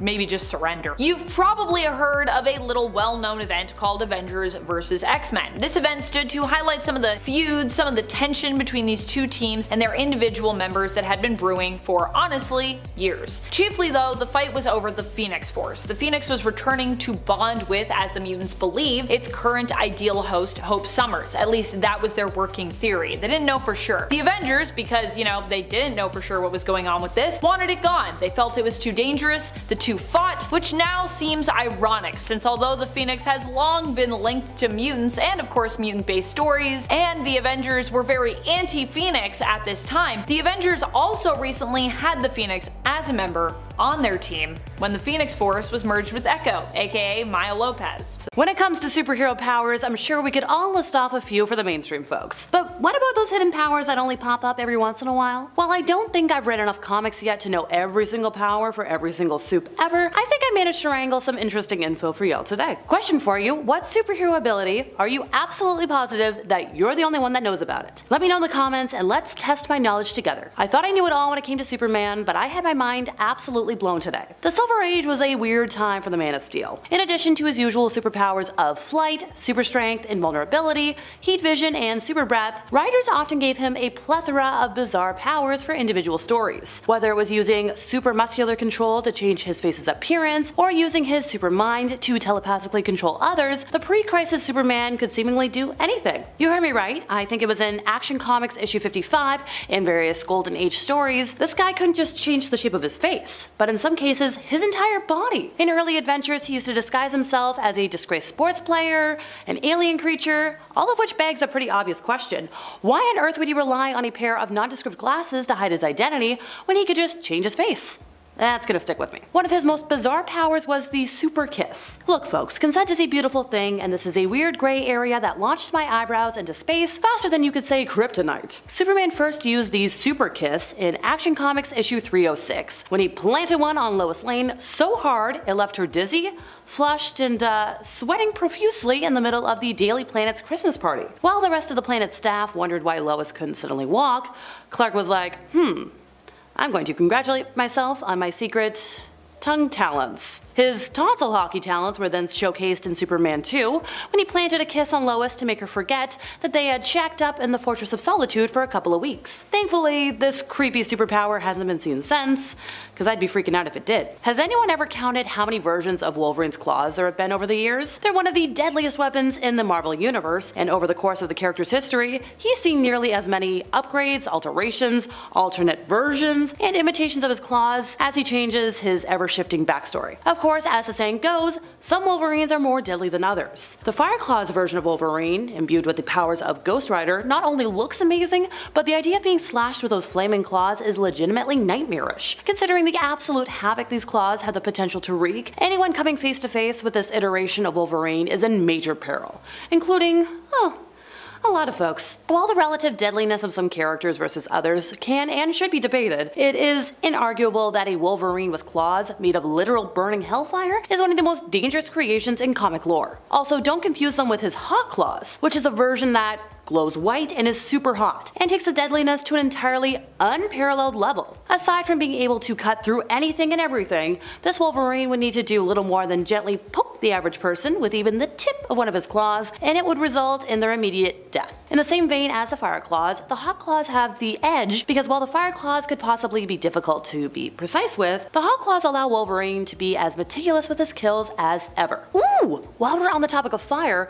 did anybody know that Luke Cage can actually make fire? So ever since the popular show came out on Netflix, we all love him. We first saw him in the Jessica Jones show, then he got his own show, and we were like, heck yes. We know he's superhumanly strong, and being injured doesn't really faze him, but he can create fire. So in one scene we see him walk out of his bar, on fire, he's unharmed, but what we don't see is him being able to rub his hands together, create enough friction, and make flames. Okay, imagine this. If Luke Cage holds, say, a pencil or a stick of wood, then by sliding the wood through his hands, the wood would catch fire because of friction. It's the same premise as cavemen making fire, or how Tom Hanks made it in the movie Castaway. Luke's ability to make fire could have aided him in several situations, or just like Could be fun for a campfire. Okay, either I fell asleep during the Thor movies, or I just somehow completely missed his pet goats? Curse you, MCU, for taking away an element of this character that would only serve to make him more of a Disney princess than he already is. Much of Thor's powers and arsenal comes straight out of Norse mythology. There's of course his weapon, and his much more infrequently used Belt of Strength that temporarily imbues him with even greater strength. Then there's his mystical chariot, which he can instantly summon to travel in between the 9 worlds. The chariot is unique because it's driven by 2 large goats. Both of them have been shown to be extremely intelligent in various comics. Once Odin used the goats to summon reinforcements, while another time they saved Asgard's offspring when the city was attacked by invaders. One mythological aspect that hasn't carried over is that Thor often eats the goats before battle and then resurrects them the following day using Mjolnir. Okay, never mind that comment earlier about Disney princess energy. Eating your own pets is more Disney villain category and super weird. Oh, you know what? I know what I was thinking when I said Disney princess, and somebody forgot to tell me that Wonder Woman can talk to animals. Yes, I know, all her abilities are super cool, but talking to animals is so precious. And we've been robbed of that on screen. Technically, we saw a bit of this during Linda Carter's run as the DC heroine when she was shown speaking with a bird in one episode, and it's been a prominent Wonder Woman ability in the comics as well. So since she's a favorite of Zeus and other gods, these Greek gods granted Diana several superhuman abilities, and among them, the power to communicate with animals. So in the comics, you can see her speaking with like all types of creatures, tigers, lions, you name it. It's unlikely we'll get to see Wonder Woman speak to animals on the big screen anytime soon, since DC is restructuring at the moment, but despite being a rather obscure superpower among fans, it's so cool! Okay, let's move away from the big guys for a moment and focus on a personal favorite hero, or villain depending on your point of view, Homelander. So in the boys comics, his powers include heat vision, super strength, durability, flight, super hearing, and enhanced vocal cords. He also ages more slowly than a normal human thanks to Compound V. He also has X-ray vision, which enables him to see through anything except for stuff that has zinc, which, haha, I see that Superman nod.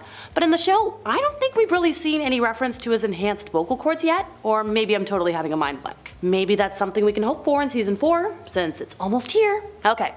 Back to Marvel we go, with everything you forgot you knew about Captain America. Cap was the 3rd Marvel superhero to be brought into the MCU. Iron Man and Thor both made very strong appearances, but the story of Steve Rogers becoming the big hero he is today was heartwarming to a lot of fans. There's a reason he's my favorite MCU soup, and the only one I've technically cosplayed. Through his trilogy and the Avengers films, we get to see a lot of his abilities like super strength, healing, speed, and more. One thing we don't get a lot of explanation about is his super heightened vision, which enables him to see further, sharper, and more quickly than normal humans. I feel like this really could have come in handy in more than a few instances, but I guess it was too much to translate on screen. One thing we see but don't really realize is that Cap can literally never get tired. He sleeps and everything, but he is totally immune to fatigue, which really helps you understand how he's so on the go during a fight. Yes, it's a little more subtle, but it's totally worth a mention in my opinion. Seeing as Spidey in the MCU is the 3rd time in recent history that the webhead has made it to the big screen, I'm pretty sure people who aren't Marvel fans know the ins and outs of Spider-Man's most basic abilities. Heck, back when I knew next to nothing about superheroes, I could name a few of them. But today I learned about a handful that I'm surprised haven't been brought to the screen more. One thing we're very rarely shown is his ability to communicate with spiders, similar to how Ant-Man communicates with ants. Since he has all their climbing, webbing, and heightened senses, it adds up. I know arachnophobes everywhere just shuddered, and well, I'm right there with ya. Still weird that someone who is a spider in every other sense of the word hasn't really been seen talking to the creepy little buggers. Okay, how about in the comics, Peter actually has premonitions. As someone who is always fighting crime and evil, I'm betting this comes in handy for not being fired at or injured. I think he might have used this ability in Infinity War, which is why he seemed so panicked and knew he was fading away, but I'm not positive. Hey, Kevin Feige, wanna weigh in? Please? Another curious one that I'm surprised isn't used more, his ability to grow extra limbs. He might be able to do a lot, but extra limbs aren't as helpful of a skill as one might think. I don't think this has happened in the MCU, but back in a 1971 comic, Spider-Man one day woke up with 6 limbs. Eventually he was saved with an antidote made by Dr. Kirk Connors, but damn, I think it's safe to assume he didn't go to high school that day. Oh, and before I forget, at one point in the comics, he actually had fangs and even stingers coming out of his hands. Eventually he realized that it was a bit much. Too much spidery and less human, so he was like, okay, we're done. Which, smart move, dude. One lesser known ability about Loki is that the guy can freaking fly. His power of manipulation allows him to levitate, meaning that, technically speaking, He can fly! I'm not sure why he didn't pull this trick out while standing off with Thanos. Come on. Another surprising one, he has super speed abilities. As half frost giant, he has amazingly quick reflexes, thinking abilities, and agility, which means he can probably take down anybody he wants, he just doesn't want to. Ooh, almost forgot. He doesn't look like it with his lean figure, but he has super strength, just like Thor. Okay, he might not be as strong as Thor, but he's still a god and a frost giant, making him far stronger than any mortal human. As a trickster, he uses more of his intellectual powers than brute strength, so we don't get to see him lifting up a car or a building. But he can. Okay, how about I end today with a supervillain just to change things up? Did y'all know that Electro was able to control minds? Context, Maxwell Dillon was working as an electrical engineer, but when he was repairing a power line, he was struck by lightning, and that transformed him into Electro, one of Spider-Man's most dangerous villains and a member of the Sinister Six. With the ability to create and manipulate electricity, one of his hidden powers is the ability to mind control. Theoretically, since Electro can manipulate electric currents, he is able to control a person's brain by controlling their neurons. Neurons, or nerve cells, are cells in the brain that transmit and process data through electric signals. It's possible that in that attempt, Electro could fry somebody's brain, but if he focuses just right, Electro could easily be confused for a telepath. One of his favorite forms of attacks is to directly electrocute someone with electric energy blasts, but little does he know that the fight could be over without him breaking a single sweat. Superheroes without powers? What's so super about that? In some ways, I actually think this makes a hero even more super, assuming they can get the job done, of course. Katana is known for being one of the best martial artists over at DC Comics. She is considered a master martial artist and is also extremely skilled in swordsmanship. Typically, she wields a katana, the sword she was trained in and gets her codename from. Her katana is also special, being known as the Soul Taker. It claims the soul of whoever it slays, and she carries it because her husband's soul is actually trapped within it. Sometimes her sword is therefore able to help her in ways that appear mystical, but really Katana herself is not powered. She simply carries a cursed weapon. Next up, Hawkeye. Hawkeye is one of the most gifted marksmen we have in the comics. He is Clint Barton, a man who is known for being a crack shot with a bow and arrow, but has also been shown across multiple stories and realities to be a crack shot with almost any projectile that you put in his hands. It was implied at one point that Clint was so good at this because he had supervision, but I've really only seen it come up once in the comics during Civil War II, and at the time I read it, I kind of chuckled a bit at the idea. In fact, it's not even called supervision, I believe, in the comic. It's just said that he can like see really well. His sight was so good that he was able to see Bruce about to Hulk out while like basically staked out in a tree far away from him, but seeing a change in Bruce's eyes. Yeah, I don't know about that. However, I would believe that Hawkeye's sense of sight, smell, taste, and touch are somewhat enhanced, considering he is often depicted as being mostly deaf. Blue Beetle is another smarty pants in the superhero community, and that's really where his strength comes from as a hero. At least that is how it is for Blue Beetle Ted Kord. Ted Kord is a super genius and built his own Blue Beetle suit from scratch. His successor in the mantle, Jamie Reyes, is also super smart but isn't necessarily a tech whiz, and his suit resembles a beetle as well, but really it's just alien tech. Both rely on their suits a lot to be heroes, and both do a pretty good job of beating up baddies thanks to their suits. Batgirl hails from the Bat family, which makes her one of the most powerful non-powered superheroes in the DC universe. I thought about putting Nightwing on here instead, but I decided against that when I considered that while Nightwing is super intelligent in his own way, especially in a crime lab, Babs has the added bonus of not just being a skilled crime fighter in a physical and strategic sense, but also of having been the person working behind the scenes in her capacity as Oracle. She's also a master hacker. Also, I talk about Nightwing a lot, so I figured it was time to let Babs shine for a bit, hence why she's included here. But let me know, who is your favorite member of the Bat family, and why do you think they're so powerful? What makes them so powerful? Shang-Chi is one of my all-time favorites in the comics when it comes to non-powered heroes. I honestly started to research Shang-Chi when the MCU film Shang-Chi and the Legend of the Ten Rings was announced, and the more I looked into this character, the more I found there that I really liked. Shang-Chi is a master martial artist who is the son of a villain, who we'd later come to know over time as Zhang Zhu. Currently, his dad is dead in the comics and has been since 2011. We probably won't be seeing him again anytime soon, so for better and for worse. But a lot of the conflict in Shang-Chi's life actually came from his relationship with his dad. Growing up, Shang-Chi lived a very sheltered life and was unaware of his father's role in the world. However, when he was sent out on his first mission, he came to know the truth about his father and finally saw him for the first time as the villain the rest of the world knew him to be. Shang-Chi was faced with a choice: accept this and remain the heir to one of the most powerful and influential men in the world, or leave the only home he'd ever known and give it all up, but rest somewhat easier in regards to his conscience. He chose, of course, the latter, becoming a hero. Shang-Chi is a studied philosopher and insanely skilled martial artist, having been trained since birth. He's actually considered to be one of the best martial artists in the world, and has even learned to tap into his chi, or ki, in a way that makes him sometimes seem superpowered. Though really, chi is available to all to channel, Shang-Chi just knows how to tap into it better than most others. Currently in the comics, likely to reflect his MCU counterpart, Shang-Chi is armed with the 10 rings. But even still, while these do grant him powers, the powers still belong to the item ultimately, not Shang-Chi himself. Also, I personally like Shang-Chi without the 10 rings. That might be a weird thing to say, but hey, I like classic Shang-Chi. He's great too. Some might argue that Iron Fist has powers because he is given the mystical ability of the Iron Fist, but he does also have to kill a dragon to achieve this, so yeah. Or, be given the strength of said dragon, Shao Lao, by choice, as seen with the latest person to take up the mantle. Lin Lai lay dying when the reincarnation of Shao Lao hatched and chose to save Lin's life by granting him the power of the Iron Fist. At the end of the day though, the power of the Iron Fist is still something you must earn in a way, so I suppose because of that, I don't often see it as a superpower. It's more like the most powerful martial arts ability that you can unlock, but like I said, you still have to earn it, and typically when one does this, they are still very much just a person who is good at martial arts. Although if you wanted to get technical, Danny is just Danny right now, but he's still a superhero who you would not want to come across, as he's one of the most powerful martial artists in the whole world. At least you wouldn't want to come across him if you were a villain. If you're also good, then I'm sure it'd be fine. Danny would probably just fist bump you.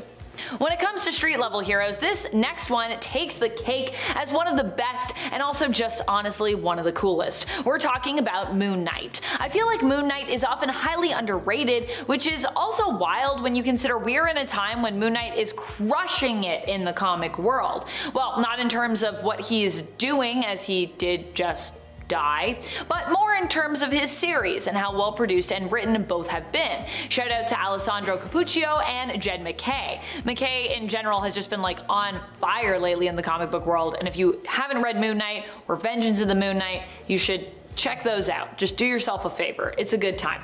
Green Arrow is basically DC's version of Hawkeye, who we talked about earlier on. Or rather, Hawkeye is like Marvel's version of Green Arrow, I should say, since Oliver Queen came first, debuting in the 1940s, whereas Clint wouldn't show up until the 1960s in the comics. Not to say that just because Ollie appeared earlier, he's better than Clint, as obviously I've put him a lot higher on this list, but I would say that in terms of comic book marksman, Green Arrow has made more of a name for himself than Hawkeye has, whether that is because Queen has been around for longer or been considered more popular and therefore has done more while being more prominently featured. It's a little harder to say. It's probably a combination of both of those things though.